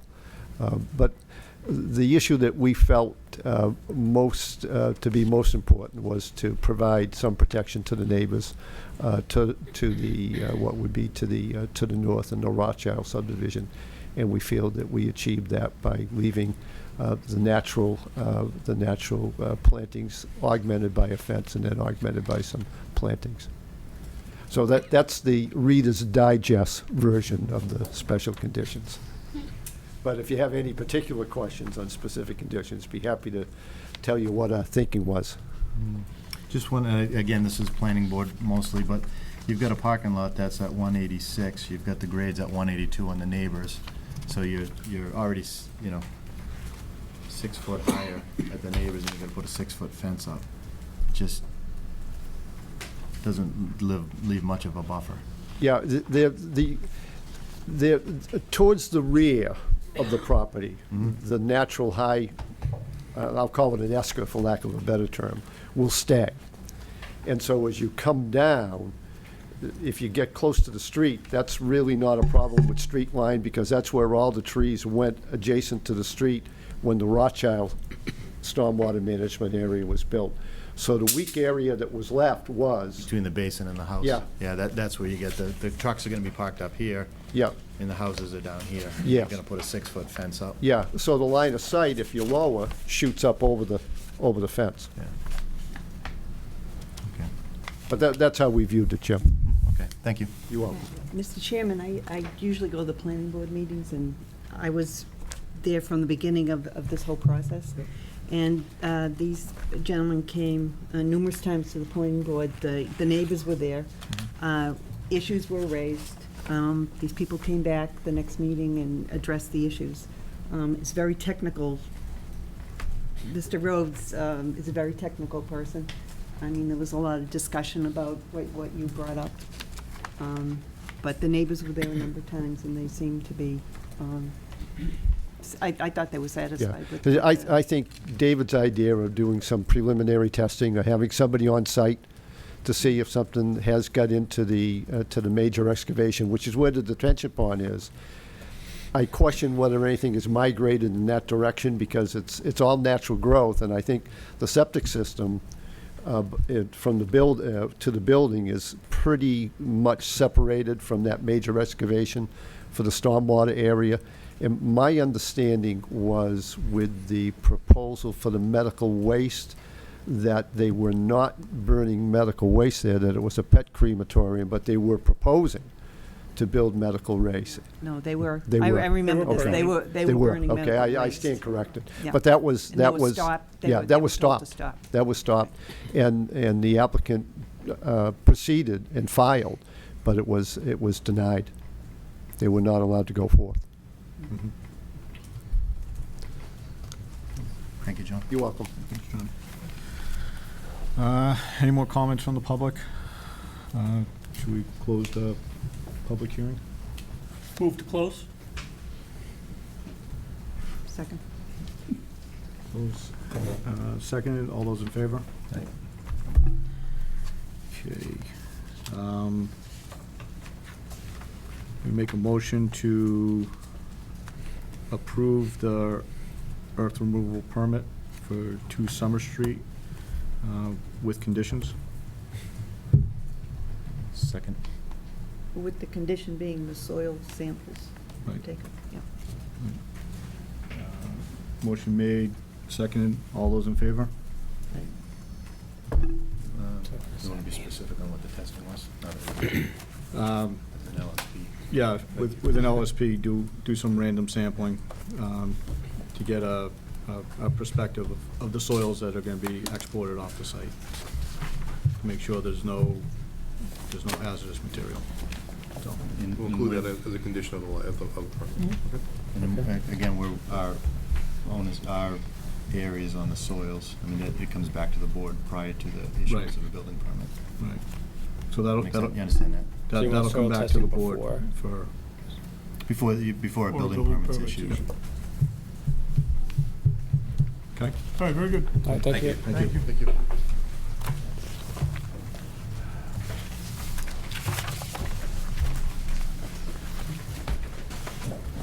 Okay. 8:10, Planning Board. Discussion vote to appoint Tracy Vasili as an alternate member. More chairs.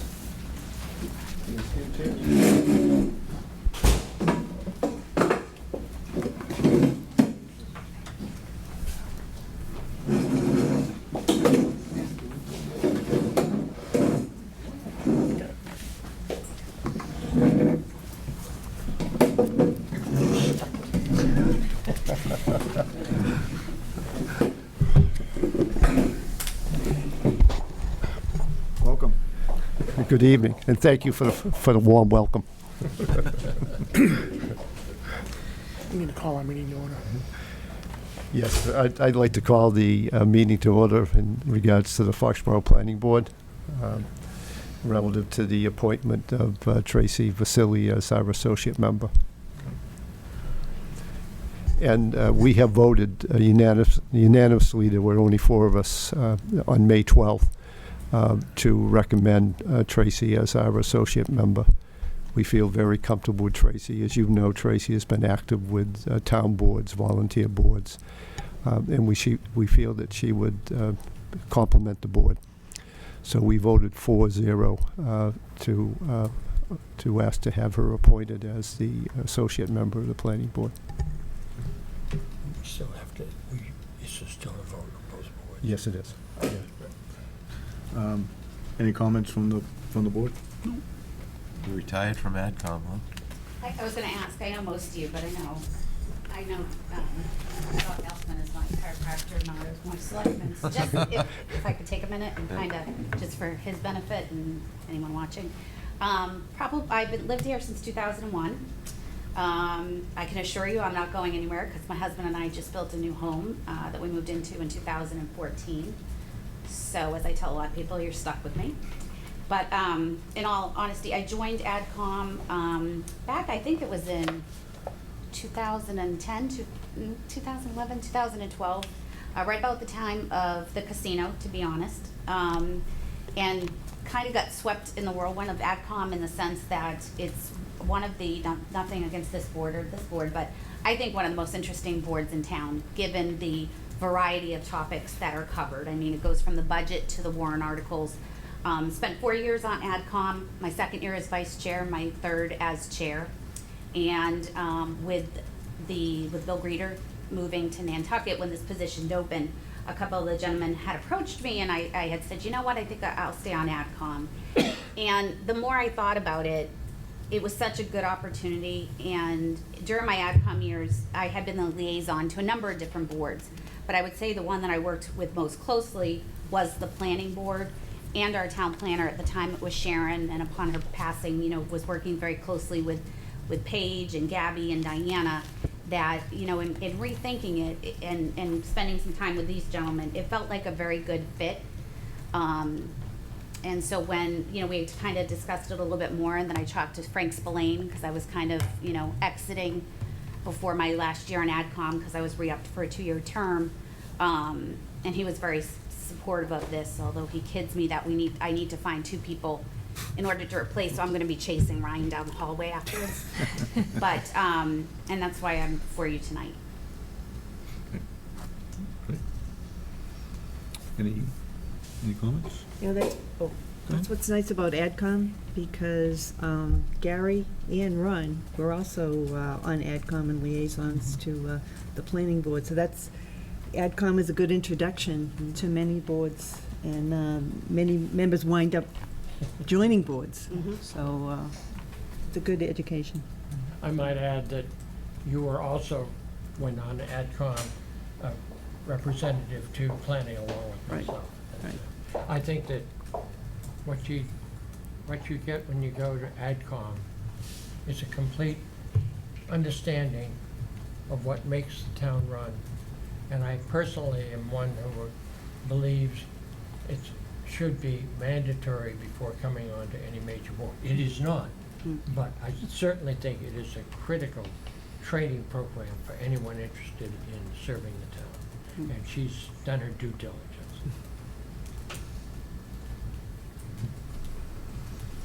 Any comments? Nope. Questions? Nope. Okay. I have a motion to appoint Tracy Vasili as an alternate member to the planning board. So move. Second. Second. Any discussion? Nope. All those in favor? Aye. Thank you. Congratulations. Thank you. Welcome aboard. And thank you for putting us on your agenda this evening. Have a good night, gentlemen. Yeah, good evening, too. I know, we had to get some diversity on board.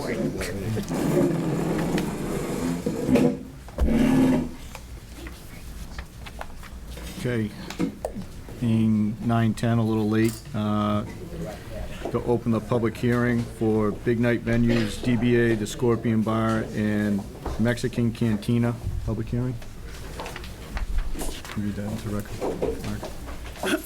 The Board of Selectmen, acting as the local licensing authority pursuant to Mass General Law, Chapter 138, will conduct a public hearing on Tuesday, May 31st, 2016, beginning at 8:20, which is now 8:50, in the Foxborough High School Media Center, 120 South Street, on the application of a new license for Big Night Venues, Foxborough, LLC, DBA, the Scorpion Bar and Mexican Cantina, Cantina, 253 Patriot Place, Foxborough, Mass., with manager Randy Greenstein. Good evening, Mr. Chairman, members of the board. Kristen Scanlon, licensing counsel for the applicant before you this evening, Big Night Venues, Foxborough LLC. With me this evening and seated to my right is Edward Kane, one of the 3 founding owners of Big Night Entertainment Group. Also with us and setting up the boards is Randy Greenstein, who is another one of the owners and the proposed manager of record on the application before you this evening. Seated behind me is Christine Roan, who is the Director of Human Resources for the company, and worth noting that she was the first employee of the company since its inception a decade ago.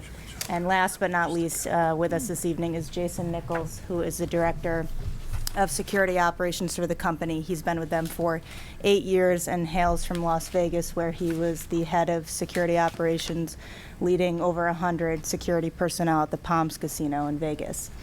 By way of background as far as ownership and interest in the license go, as I mentioned, both Ed and Randy are owners of Big Night Entertainment Group, as well as Ed's brother Joe, who isn't with us this evening. Joe and Ed themselves essentially have a lifetime worth of experience in the restaurant industry. They both have over 35 years of experience in all facets of the industry, which Ed will elaborate on momentarily, as well as the further background of the company and the concept and proposal itself. Randy also has been with the company since 2007. It's intimately involved in all facets of the operation of the company and is a manager of record that has been previously approved by the ABCC and other local licensing authorities within the Commonwealth. He is intimately familiar with the rules and regulations of the ABCC and has also familiarized himself with the rules of this board.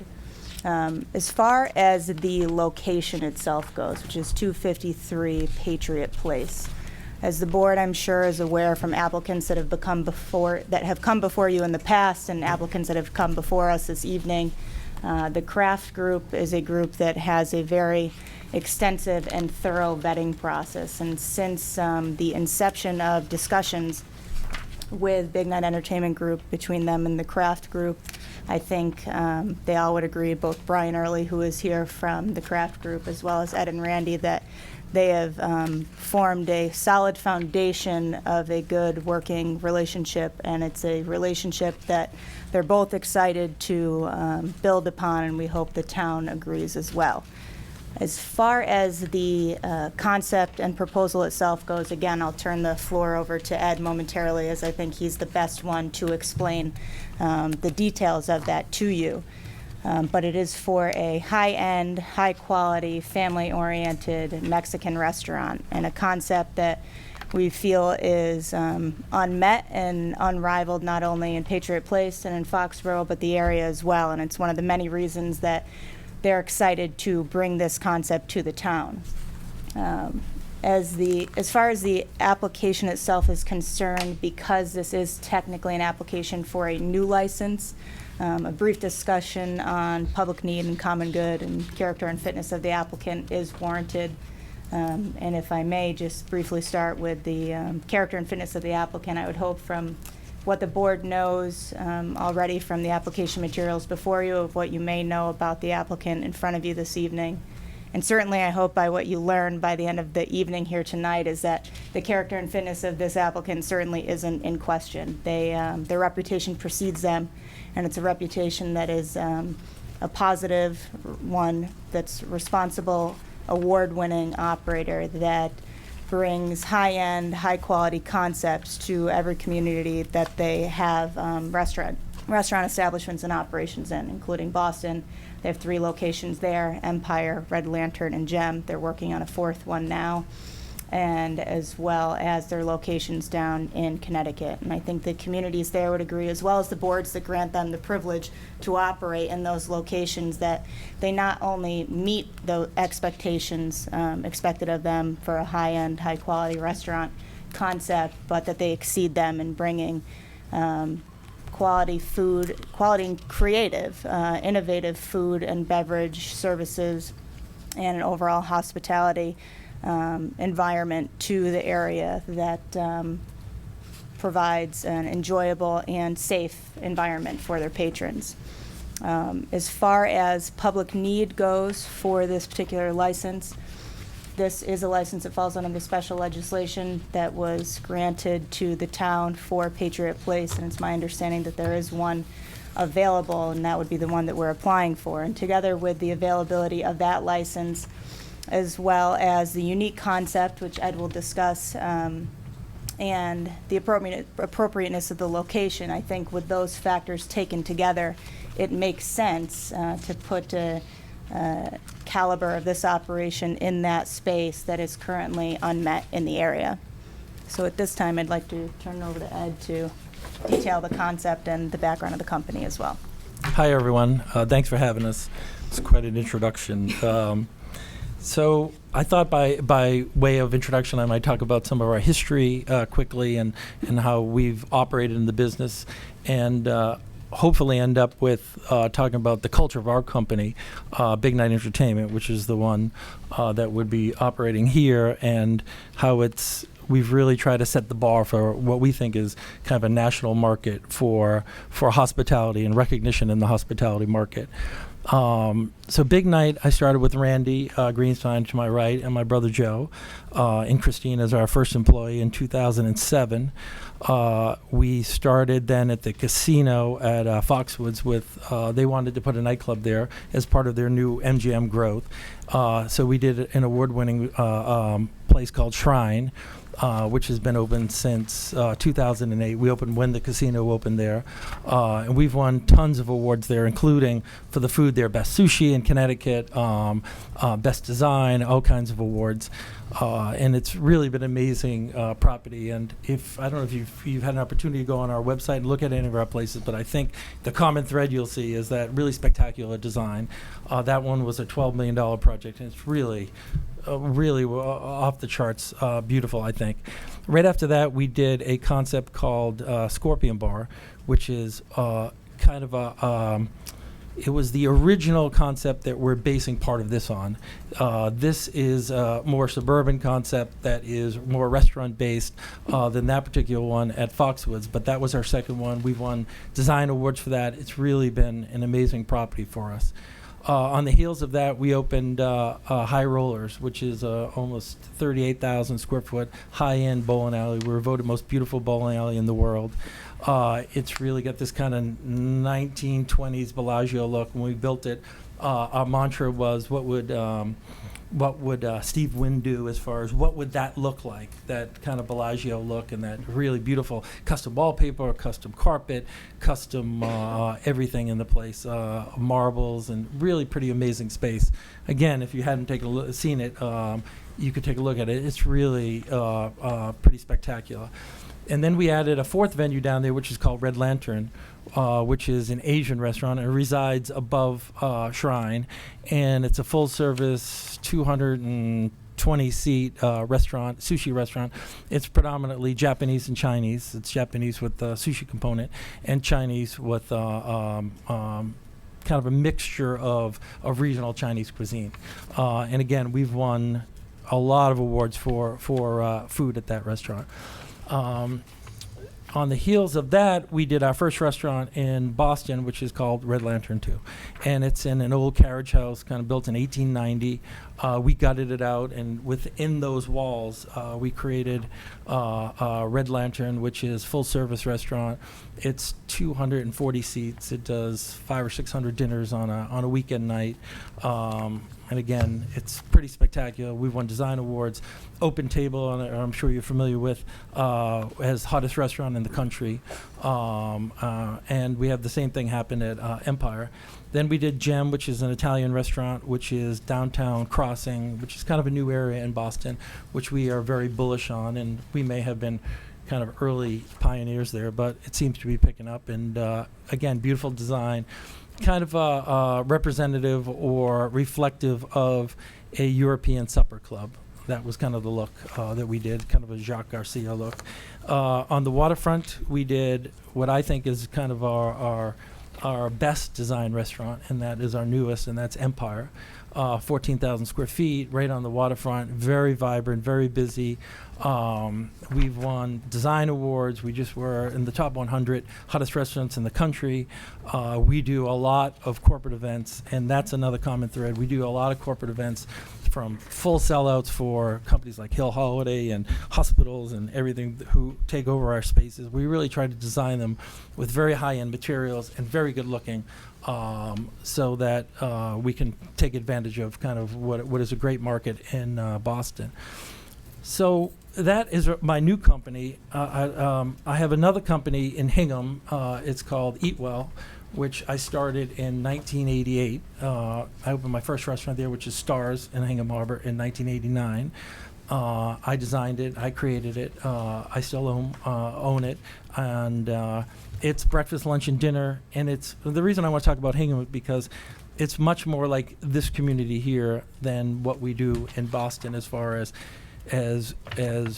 the way we're more involved in community events and community organizations in Hingham. So in 1989, I opened Stars, which is breakfast, lunch, and dinner. It caters to every age group, which is very similar to what we're trying to do at Scorpion Bar here. So young families, older adults, grandparents, everyone, with a really great food offering. And so that was my first one, opened in 1989. We're on our 28th year. After that, I did a restaurant called Tosca, which has been there now 23 years. It's really my flagship restaurant. Came in second in the country in top restaurant design in 1993. It's an old granary that I rehabbed, very similar to what we did at Red Lantern, gutted it out and redid the inside, really spectacular. 27 in the Zagat Guide. Really high marks, Wine Spectator Awards every year. We won 18 awards of excellence or other awards from Boston Magazine, and really kind of one of my pride and joys. I did Cafe Tosca right after that, which is right across the street. And we took what was a very, very upscale concept called Tosca, and across the street I did Cafe Tosca to service kind of a more day-to-day market, red sauce Italian. I also own a bakery in Braintree. We just moved to Braintree. It's about 40,000 square feet. It's all French steam injected Bongarde ovens, and we bake for about 400 clients on a daily basis. Been there for 20 years. Well, I've owned it for 20 years. We've been in the new location for about 2.5 years. So we went from 1,000 square feet to 40,000 square feet over that time. But it's a full service, just bread bakery, but one of the biggest in the area, and we distribute through some of the largest distributors. So that community down there in Hingham, again, is very similar to what I think this community would like and how we would interact with this community. And now I want to talk about this particular project, if I can, and just kind of, Randy will put up the boards and talk about how the common thread to our company is we're very progressive. We spend a lot of time on design and hospitality. We spend an incredible amount of resources and in getting the best employees, and Christine will attest to. We've won Boston Globe last 3 years in a row. We have won the Boston Globe Award for Best Companies to Work For, which is a very hard thing to get. And we pay our employees well above what the market looks like, much more than all our competitors, and we have a very competitive retirement and health benefit package. And we've been doing health benefits. I've been doing health benefits in Hingham since 1989. So our employees are our best assets, has always been kind of one of our mantras too. So can I stand up? Mm-hmm. Maybe I can stand here. So this is kind of the inside. We're using Peter Niemitz's design, who has done designs all over the world. He did Tosca for me. He did Empire and Red Lantern. And he's doing this project with us. And he's one of the foremost interior designers in the world, I think. And this one kind of shows kind of very high-end materials, all custom banquettes, custom wallpaper, custom light fixtures, and this is a detail of the upper one is a detail of the bar. So you're looking at the bar seating. Can I go over here? So, this is the bar here. This is kind of a seating area that's on the inside of it, all dining. And if I can have a floor plan, that would really help. Because I think the floor plan will show you. We're doing a lot of dining. Okay, so that rendering is looking from here. So you're capturing this banquet here and the bar here, here. So you're looking at, the perspective is kind of that way. So we've created outside dining in the front, all dining through here, private dining right here, and then a bar area, which you see against the wall there. Then kitchen, and then on the back, which faces the stadium, which is really the only place we face the stadium, we are creating outside dining seat there too. So we think that during games or events, it'll be a nice way for folks to be able to identify and see us. So down here, the perspective is right from the front. So if you're looking at the front of Scorpion Bar, so a lot of these materials we buy from, they're all reclaimed from the Southwest. So they mill it for us. They take old pieces that we pick out. Every piece of door hardware and wood comes from them, and they'll put it together for us according to our specs, and then we'll install it. But it's all reclaimed. And we've done the same thing at Scorpion Bar at Foxborough. So this one shows some of the materials we're using on the inside: wallpapers, flooring, high-end tile, though we've changed some of this tile here to a little bit more colorful. And then some of the woods, we're doing a graphic that we want to do on the outside, which is kind of a graffiti graphic, which is, well, we're changing it right here. So this would be the side of it. Kind of very tastefully done, high-end materials. Again, everything here is with custom artists doing the outside, and you know, all reclaimed wood on the inside, and really kind of high-end tailored materials. So yeah, here's some of the materials and light fixtures that we're doing, and custom chairs. So we have them all built to order, and we've done that for all of our projects very successfully. And our goal is to create brands that are going to be around for a long time. So we want to take advantage of our 20-year lease, our 10-year or 2.5, and we want to be there for 20 years. And we really think, given the history of what we've done or what I've done with Eat Well and with this company, that it's doable if you create a really good hospitality experience for folks, and you wrap it around a really nice design. But you know, you can get your pricing right, you get your food quality great, and you get a great hospitality. And we do that with, again, Christine is here with amazing employees.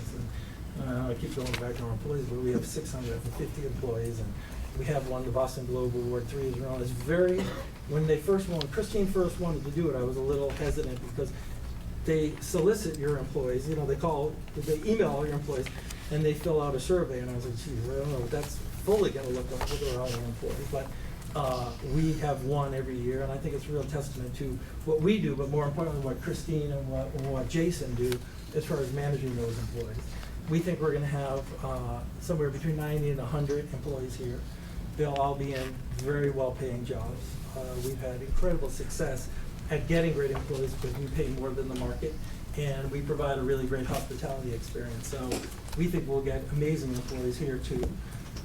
And I also want to talk about the vetting process a little bit, because this was the one where we weren't quite sure what that vetting process was going to be. The Patriots, who we were going to interact with, but they have been A, wonderful to deal with, and B, extremely strict about what they wanted in our brand, and what they wanted to see, and how they wanted it to be family oriented, how they wanted to make sure that we were food first, how they wanted to make sure that we really focused on quality of beverage service and alcohol service, which was very, very important to them.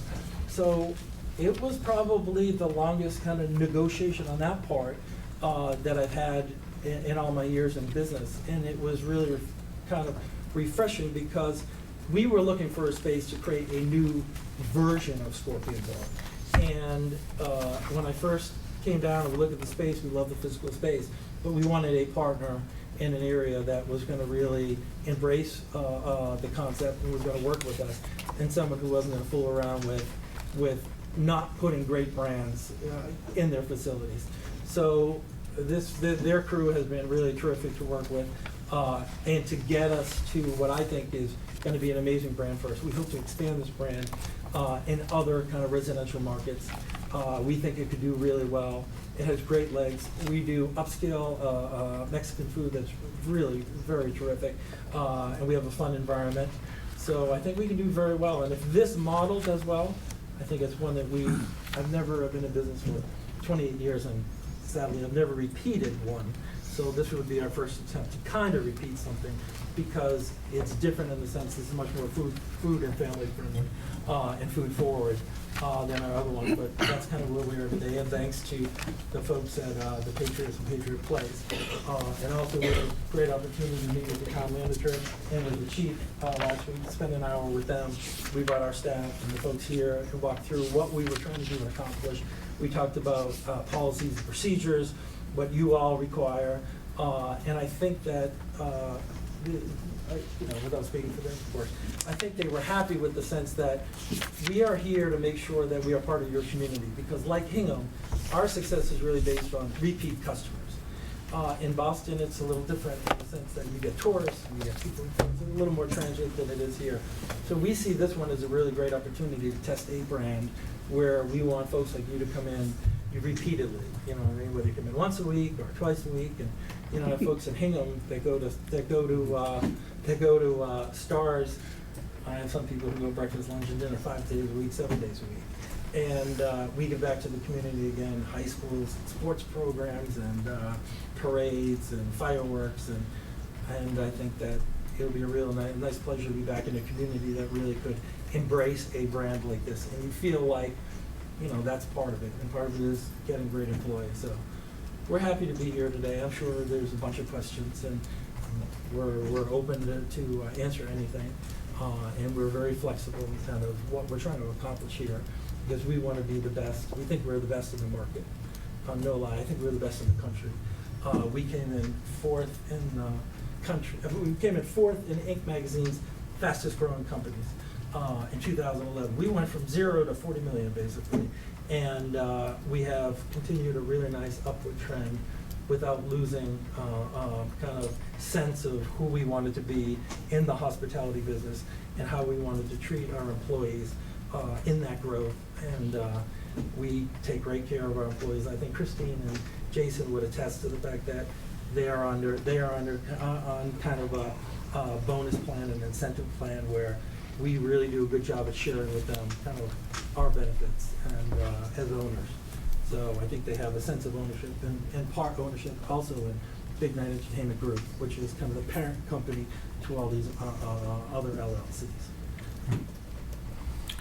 Thank you. Thank you. I get a couple of questions. Yeah. In relationship to all of the other establishments up there, where is the location of this going to be? It is Hollister Space. It's the Hollister Space. It's mid-center, kind of right across from the Victoria's Secret. Never been there. Not saying you know where that is, but that's where it is. The back of the property looks at the stadium. Yeah. And the front is on the So corner like where the corner of like Davio's? and- No, The next Davio's one one up, block further in. up. We're Okay. one block closer to where the hotels are. Okay. So there's Life really is Good is on one corner, Victoria's Secret Yeah. one corner, Okay. Verizon, and then the whole Hollister Space. Okay, so this has one of those one-way streets along. yes, Exactly. yep, and that's the side that's represented there. Representative there. With the mural. Yep, with the mural. That street right there. You drive by that on the way. Okay, Yeah, so the front okay. across here Yep. is Verizon, and then down this All right. alleyway, Okay. and Okay. then the back is the stadium. Okay. The other question is Yep. the liquor license. Where, is this one of the ones that we just approved for that node? No, this is one that was vacated by Taste- Tastings, the Tastings Tastings? license. Okay, and that's a full It's a full liquor license. license? Okay. I have eaten at Stars when my son was down at music camp down there. Oh, great. Thank you. That was actually, not to, give a commercial, but my wife and I kind of went in there and weren't expecting much, and we were like, wow, this was like a great restaurant, so. Thank you. Didn't realize you owned that, so. And your presentation, I mean, you definitely have unbelievable passion for what you do, and for all of the venues, all the different venues. So, very good presentation. Thank you very much. Sorry I went so quickly, but it's hard to get them all in. Yeah, just, I mean, for all the presentations I've seen, the topics that you've touched on and the depth, by far, in my opinion, the best presentation I've seen come in front of us in my experience. So thank you for Very that. much. You certainly, to steal what Chris had said, the passion that you have, I just haven't seen it. So thank you for that. The big item that we have in front of us is obviously the sale of liquor. Of course. So can you just touch on the protocols and the training and Sure. the track history that you have with, and I'll be blunt, serving, over-serving, Yeah, of course, people coming because- in with scorpion bowls, things like that, which I'm sure you have experience, but can you just put us at ease a little bit? Yeah, of course. So, and the chief and Bill had the same concerns and questions. And first of all, we said, whatever the town rules are here, we would adopt, and that's what we would live with. So we're not looking to do anything outside of what is kind of legislated here. We went through all the town rules and regulations, and they seemed very reasonable. Randy will be the manager of record, and he'll be here running the place, as will Jason. He'll be here pretty much full time. So we're committed to this brand. We're going to adopt, I think, a mechanical machine to double check IDs. There is a new technology out, and Christine can elaborate on that if you want. But I can give this to the board just so you can familiarize. But we finally yourselves with it as think well. that there is a technology that we think it's foolproof. Although I said to Randy that we did get a couple of Yelp reviews in Boston that said they didn't take my ID and I was old enough. So I said we should start a program where if your ID is rejected, that it's a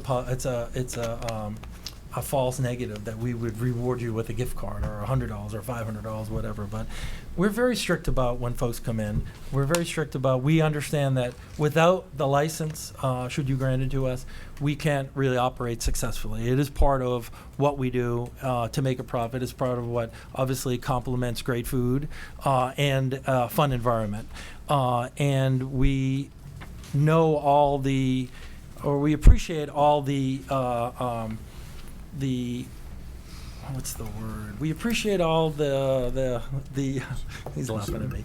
All the responsibilities that come with that particular, with having that license.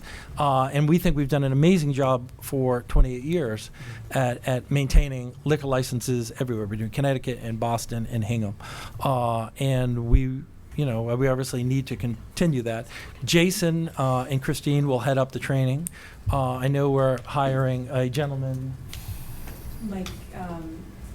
Mark, who's head of the Fox Cares. He's head of Fox Cares. He's going to do all our tip training, and we would continue with that program with him. Everyone in our company is tips trained. And they're all tips trained. And, through upfronts, which is where the group gets together through emails and texts and everything that they get. We really do keep people informed about what we're looking for, what our expectations are.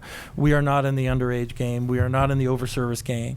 At the casino, they do have on-site liquor inspectors. They come into our places every night. There's not a night that goes by that a liquor inspector doesn't come in, check IDs, check service of people, see if there's anybody being overserved.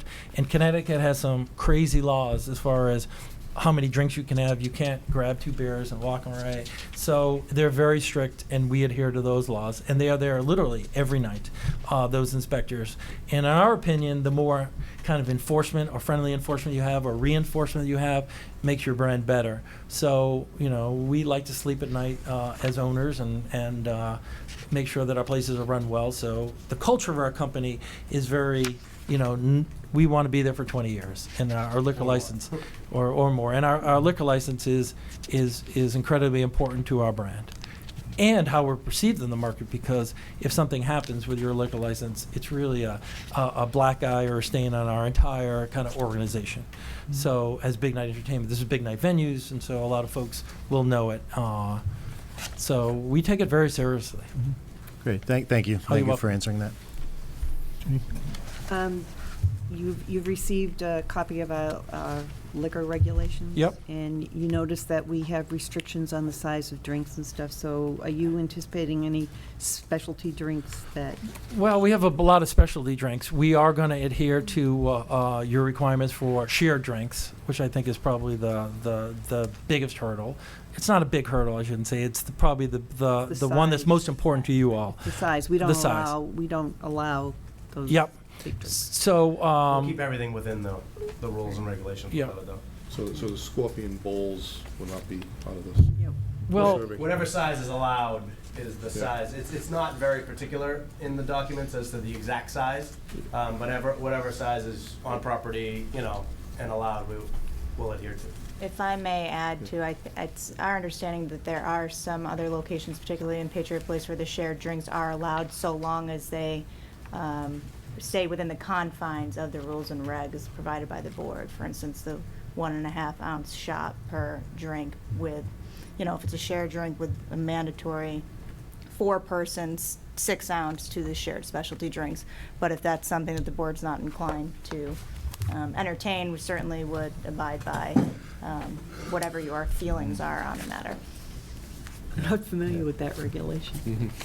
I really am surprised that any other place that Patriot Place is serving like that, because if you read the regulations, it's pretty specific. And that was one of the concerns that we've had, of those large drinks, sharing of those large drinks, and that was a concern that we've had.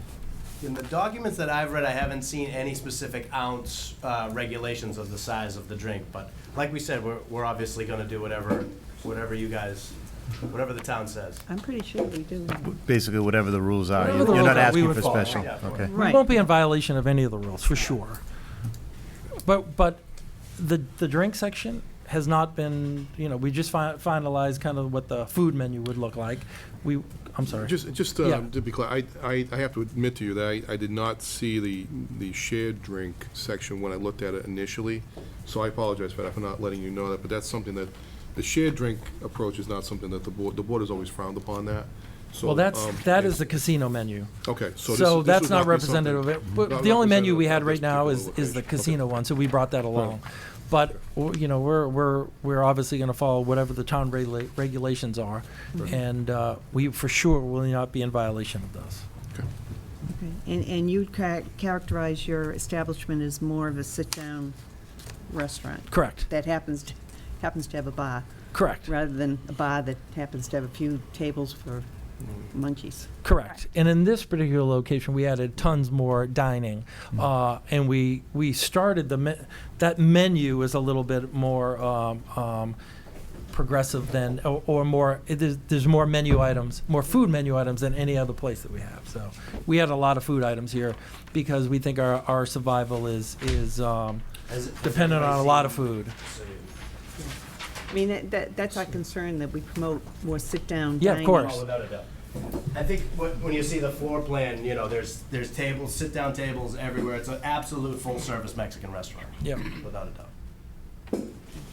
And we think we need tons of families in order to fill the seats. So. And we're open for lunch and dinner. Yep. I don't know what you've heard from Mr. Early about this board relative to liquor licenses, but we view liquor licenses as a privilege in this town, Yep. not a right, and we take it very seriously. Hence the creation of Fox Cares, which we would Love it, by the way. expect Yeah. you guys to Absolutely. participate Yep. in. But going through your application, you do have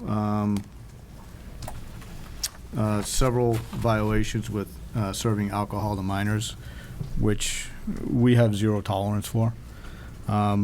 We expect everybody to get carded. We know we've gotten pushback from other operators, but the more we see, particularly up at Patriot Place and other members of Fox Cares, everybody's getting carded, and that's always the first step. Obviously, fake IDs and parents buying for underage is a different situation. But if you're not gonna card everybody and you're not gonna be diligent about serving to minors, we can end the conversation right here. Agreed. And now, So- every one of those violations, those people were ID'd and had backups, and they're on videotape. But it's not a defense if they're underage. So we don't play in the underage game. We have too many employees and too much at risk. So if you had seen the video, you would see that the server would go to the table, they would ID them because the folks look young. A manager would come over, ID them, check backup. But that's why we kind of went to the machine, especially in the city of Boston, 500,000 students and internationals. It's a very difficult game. Yep. And we would serve thousands of people a week, obviously, in Boston. So there's not an instance in there where somebody did not get ID'd or did not show backup, for sure. So I think we're very diligent about it. It's just a more difficult game. We think if you look at our history in Hingham, which I think is more reflective of here, you'll see zero, because you're dealing with more community folks, people you see more often. Obviously during game days and things here, we'll have to be incredibly diligent, and Jason has a full security plan, and we'll have the machine at the door. It's a $5,000 investment. We'll have the machine at the door, and we think it's pretty good. But We just instituted the machine because it now exists in a world where they check 50 different places on the ID, and they literally catch what they claim is 100% of every ID, every fake ID. And we didn't have that, in the past. Until the new technology. Until the new technology. yeah, I think it's cat and mouse. But we take it so seriously. Like Ed said, we would fire the employee, and we stopped because we had so many great employees who, were just great servers and been with us for years, and they would ID, and then they would get a manager, and they would ID, and you can't tell, and then if an inspector came in, it would take them 20 minutes to figure out that, by putting pressure on them, that they were underage. And Kristen can talk about it, but I think to piggyback on that, there's a couple good things. It's about the institution of this machine. One is it takes the responsibility somewhat out of someone's bare eyes who's not a novice in detection of fake IDs to this machine, which is our understanding that it's top of the line, best thing out there right now. It's my understanding that the ABCC also relies upon it when they conduct their own sting operations and different operations of that nature. So that's, as far as mitigating the previous issues that they had at the places in Boston, it's the best thing that they know out there. To obviously ID everyone and run it through this machine, which people that know about it, especially because Boston caters to such a student population, international population, fake IDs are easier and easier to get, that once they know they're taking it to scan it through this machine, it actually acts as a deterrent for them even handing over the fake. So since its inception at the locations they have in Boston, they haven't had any issue whatsoever. And again, we have never served someone who we have not ID'd. Everyone gets ID'd. Everyone gets ID'd. As Board of Selectmen, our concern is that no restaurant becomes like the mecca for underage drinking. Correct. We will not I'm sure be. there's an app for that where kids know where to go, and we just want to nip it in the bud. we will not be that place. Yeah, for sure. We're not that place anywhere, and we never have been. Any more questions? What's the time frame? We're trying to open for late August. So a lot of it, all the millwork we've put into order. These guys have been great to work with because they were preparing a kind of more progressive vanilla box for us. So hopefully we got a jump on it. We're pretty good at building it. We're currently building another restaurant at Foxborough, which I forgot to bring up, with Guy Fieri. So that's under construction at the same time. So we're doing both concurrently, and it's another. Assuming that Yeah, of course. And it's another. It's for us. It was another great brand that we think we got involved in. We've never done a licensing deal with anyone before, and we didn't know who we would do it with. And we talked to Guy and met with them, and they had an incredible organization, like really terrific people to deal with, and we were lucky to I think get that brand and to put it in the casino, just like we were to do this brand. And it's food centric, obviously, Guy Fieri. And who will be the manager of record? Randy will be. You will, okay. And you'll be Here. as the only restaurant that you'll be managing? Yeah, the only restaurant that I'll be the manager of record on. Okay. So, before we close the public hearing, Chief O'Leary, do you have any comments or I don't. concerns? Okay. Again, as the applicants have mentioned, myself and Mr. Keegan had an opportunity to listen to the presentation, and I haven't found anything that would prevent the licensing of this corporation. Okay. Mr. Chairman, I was equally impressed by the presentation. In fact, it's one of the more detailed ones I've seen in my career, I will tell you. So, congratulations to you on that. Thank you very much.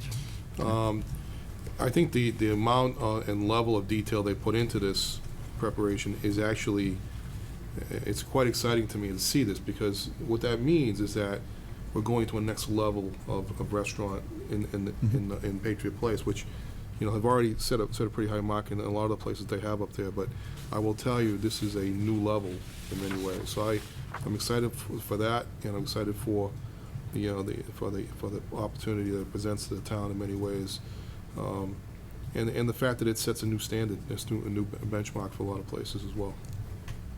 Okay. Thank you. Anybody in the public, out in the audience, that have any comments, concerns? Seeing none. Motion to close the public hearing? Second? Any discussion? Seeing none. All those in favor? Aye. Okay. I have a motion to approve the new alcohol license for Big Night Venues, DBA, the Scorpion Bar, and Mexican Cantina. So move. Second. Any discussion? I would just like to have a review of your. Yeah, of course. The We're completely drink- open the to.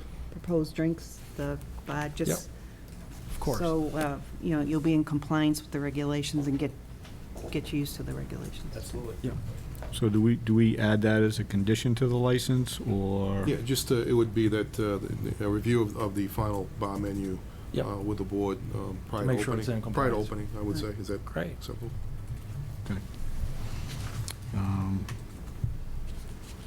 So motion made, seconded, conditional license to review the bar menu. Final bar menu. Final before- bar before menu. opening.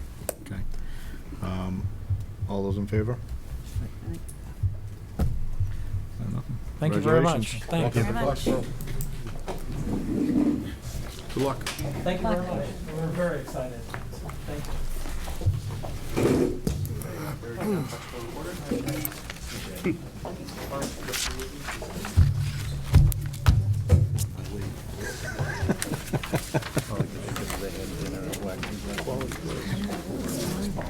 Really? Just outside this time. Oh, yeah. I've never seen a level of detail. Yep. I've seen the level of detail put into it. Thanks. Thank you. So glad they didn't go to Legacy. It's good to have someone have that much passion about their work, you know? I almost had to cut it off because we're not the design review board. Yeah, oh yeah, you could see his picture.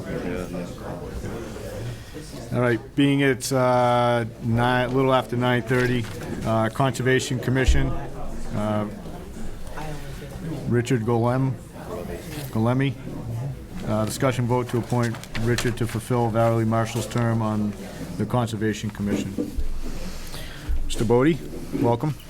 That's a tough act to follow. It's impressive, wasn't it? Before I present Rich to you, I think you need to take an action item first on Valerie Marshall's resignation, so we don't have eight. We did that.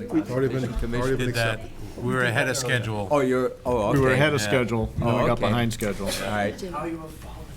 With that, I would like to present Rich Golemy as our candidate, approved, I'll do that. or recommended by the Conservation Commission to replace Valerie. So, I will like to say that Valerie will be missed. Her expertise was just, I don't know how we're going to replace all of her knowledge, but we will try. So we'll go from there. Okay. Rich, you like to tell us a little about yourself? Sure. We've lived in Foxborough for 30 years now. I have two boys that went through the school systems. And Great kids. Oh, thank you. They really enjoyed the school system, and the school system did well by us. I'm kind of looking to give back a little bit to the town. I currently run a retail store in Mansfield. It's a jewelry and bead store, crafts. I also am a treasurer and director on Options for Children in Zambia, where we do a medical project as well as microfinance, and we dig wells and set up farms for remote villages in Zambia. Prior to that, I brought the kids up. I was the Mr. Mum. And then prior to that, I worked for 10 or 11 years in the mutual fund industry. That's pretty much it. But I've had some interaction with the Conservation Board, and I've worked with Jane on a few projects that had come up that were relative to the where we're located on Beaumont's Pond. Okay. Any questions from the board? Did one of your sons shame you into running for this, seeing that he's already on a board? One of your twins. Yeah, His well. kids went to school. He's got twins that went to school with my twins, actually. Yeah. So, Yeah, well, he mentioned to me that he had some ideas that he wants me to present to the Conservation Board as far as volunteer park rangers and whatnot to There you monitor go. some of the There you go. conservation land. So he's got ideas already. Yeah, Yes, they're good kids. Good. Have you been attending Conservation Commission meetings? I haven't. I've attended a few, but mostly just related to concerns of ours when they were doing work on the pond that we were on. And I believe we had one or two, and we had roosters, and I think we started the whole town regulations on You were the on one. chickens. Yeah, you were the one. They regulated when the rooster could make its noise. Yeah, and that's when it right. couldn't. That's right. When he could be out, we had to soundproof the I remember coop. that. Yes, Yeah. yeah. I was gonna say, do you put gags on them? Is that? Yeah. We insulated. tell We that could only story. let them out for a certain amount of time, yes. But we got them, I don't think Founder's Day sells roosters, or sells chickens anymore, but that's where they got them one year, my two boys bought them. And in fact, one of them just died. He was 13 years old. Wow. Which was, we actually had a wheelchair built for him. But, yeah. Bob, probably more of a question for you, but I'm assuming, being new, the Wetlands Protection Act and going through all those steps, are you familiar with that? I'm not, no. So when a new member comes in, I mean, because there's a volume of regulations. We have the MCAA Yeah. handbook. What do you do for orientation? Is it just sit through the meetings and learn as you go, or is there a? No, there are classes that can be taken through the MCAA. Okay. So orientation classes, various ones to increase the knowledge. So Okay. there are Yeah, classes I would available. suggest it because it's. Yes. You're coming in. No, I'm looking forward to that. I did Mhm. do 1 year in biology before switching to accounting, but. Yeah, yeah. But I do have an interest, I always have. I've Fantastic. always had animals, I've always raised a large garden when I was in Norwell and whatnot. Great.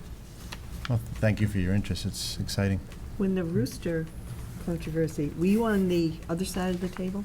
Were you on that? It was our rooster. What had happened was that our sons had let them out and didn't put them away one night. And they flew up into the trees, and we were on a pond.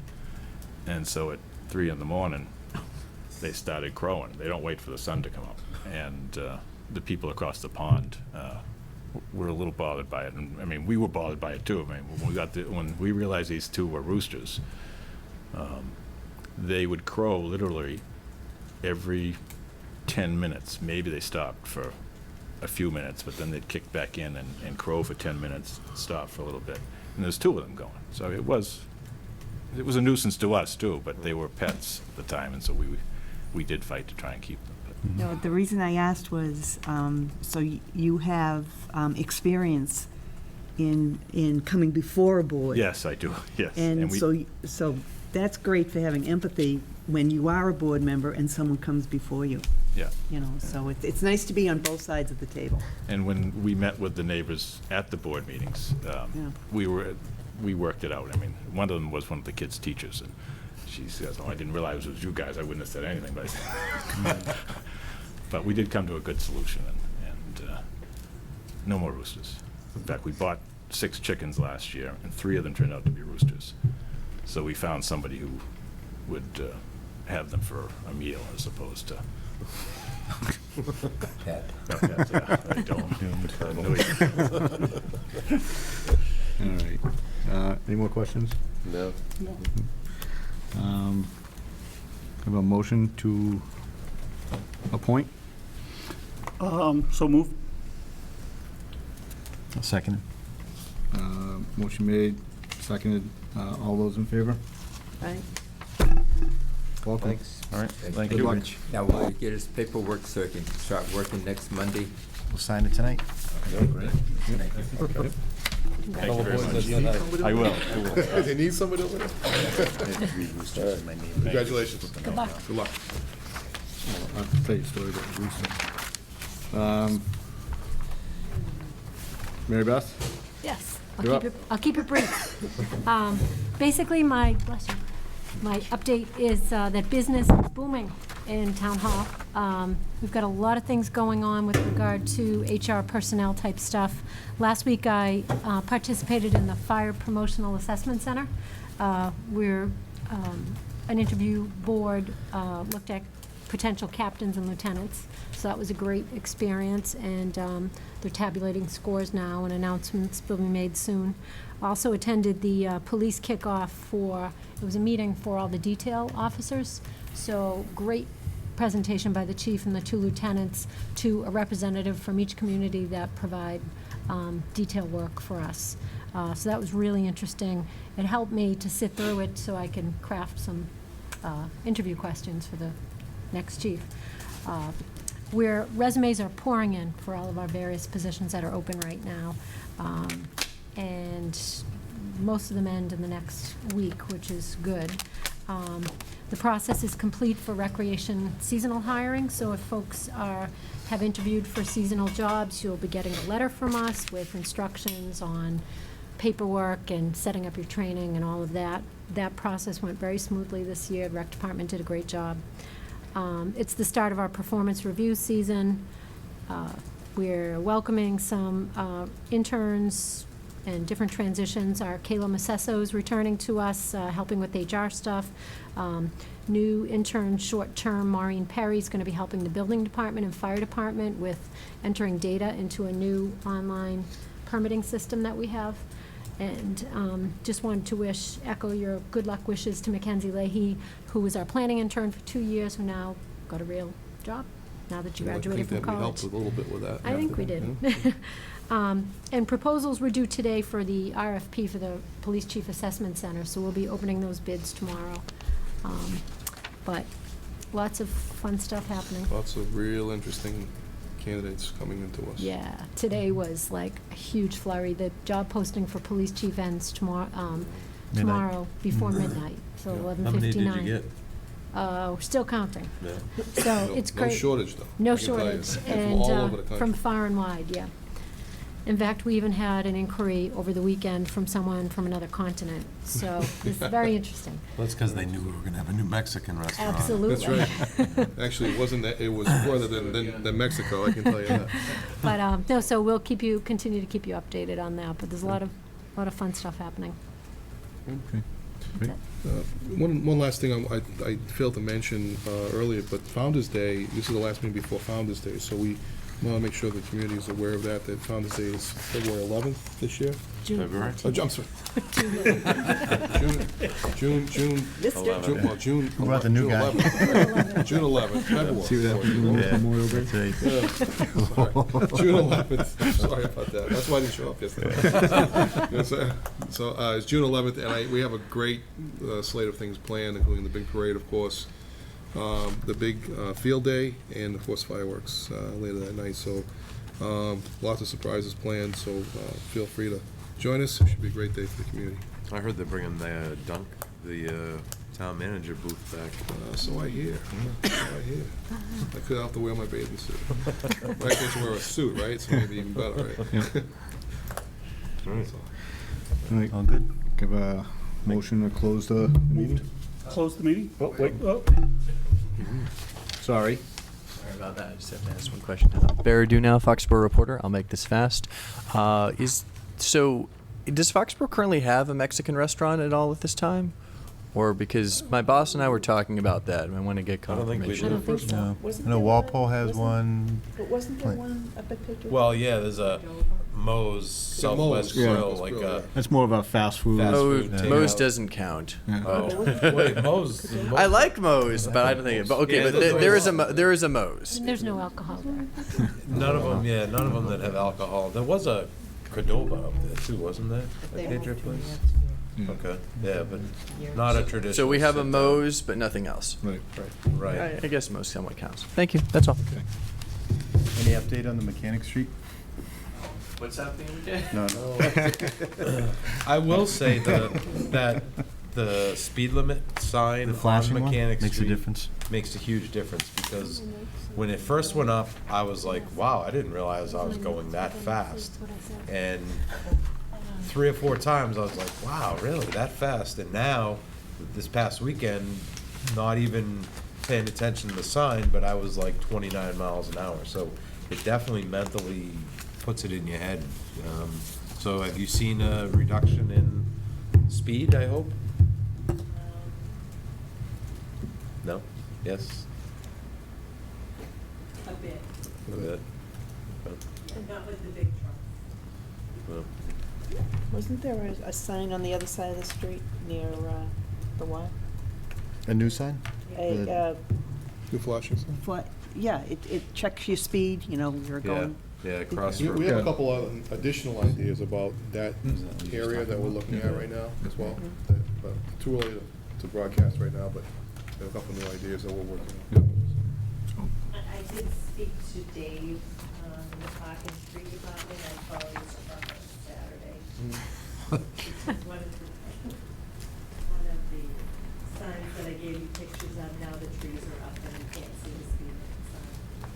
It's right on Mechanic in front of the house that has the ramp, handicap ramp.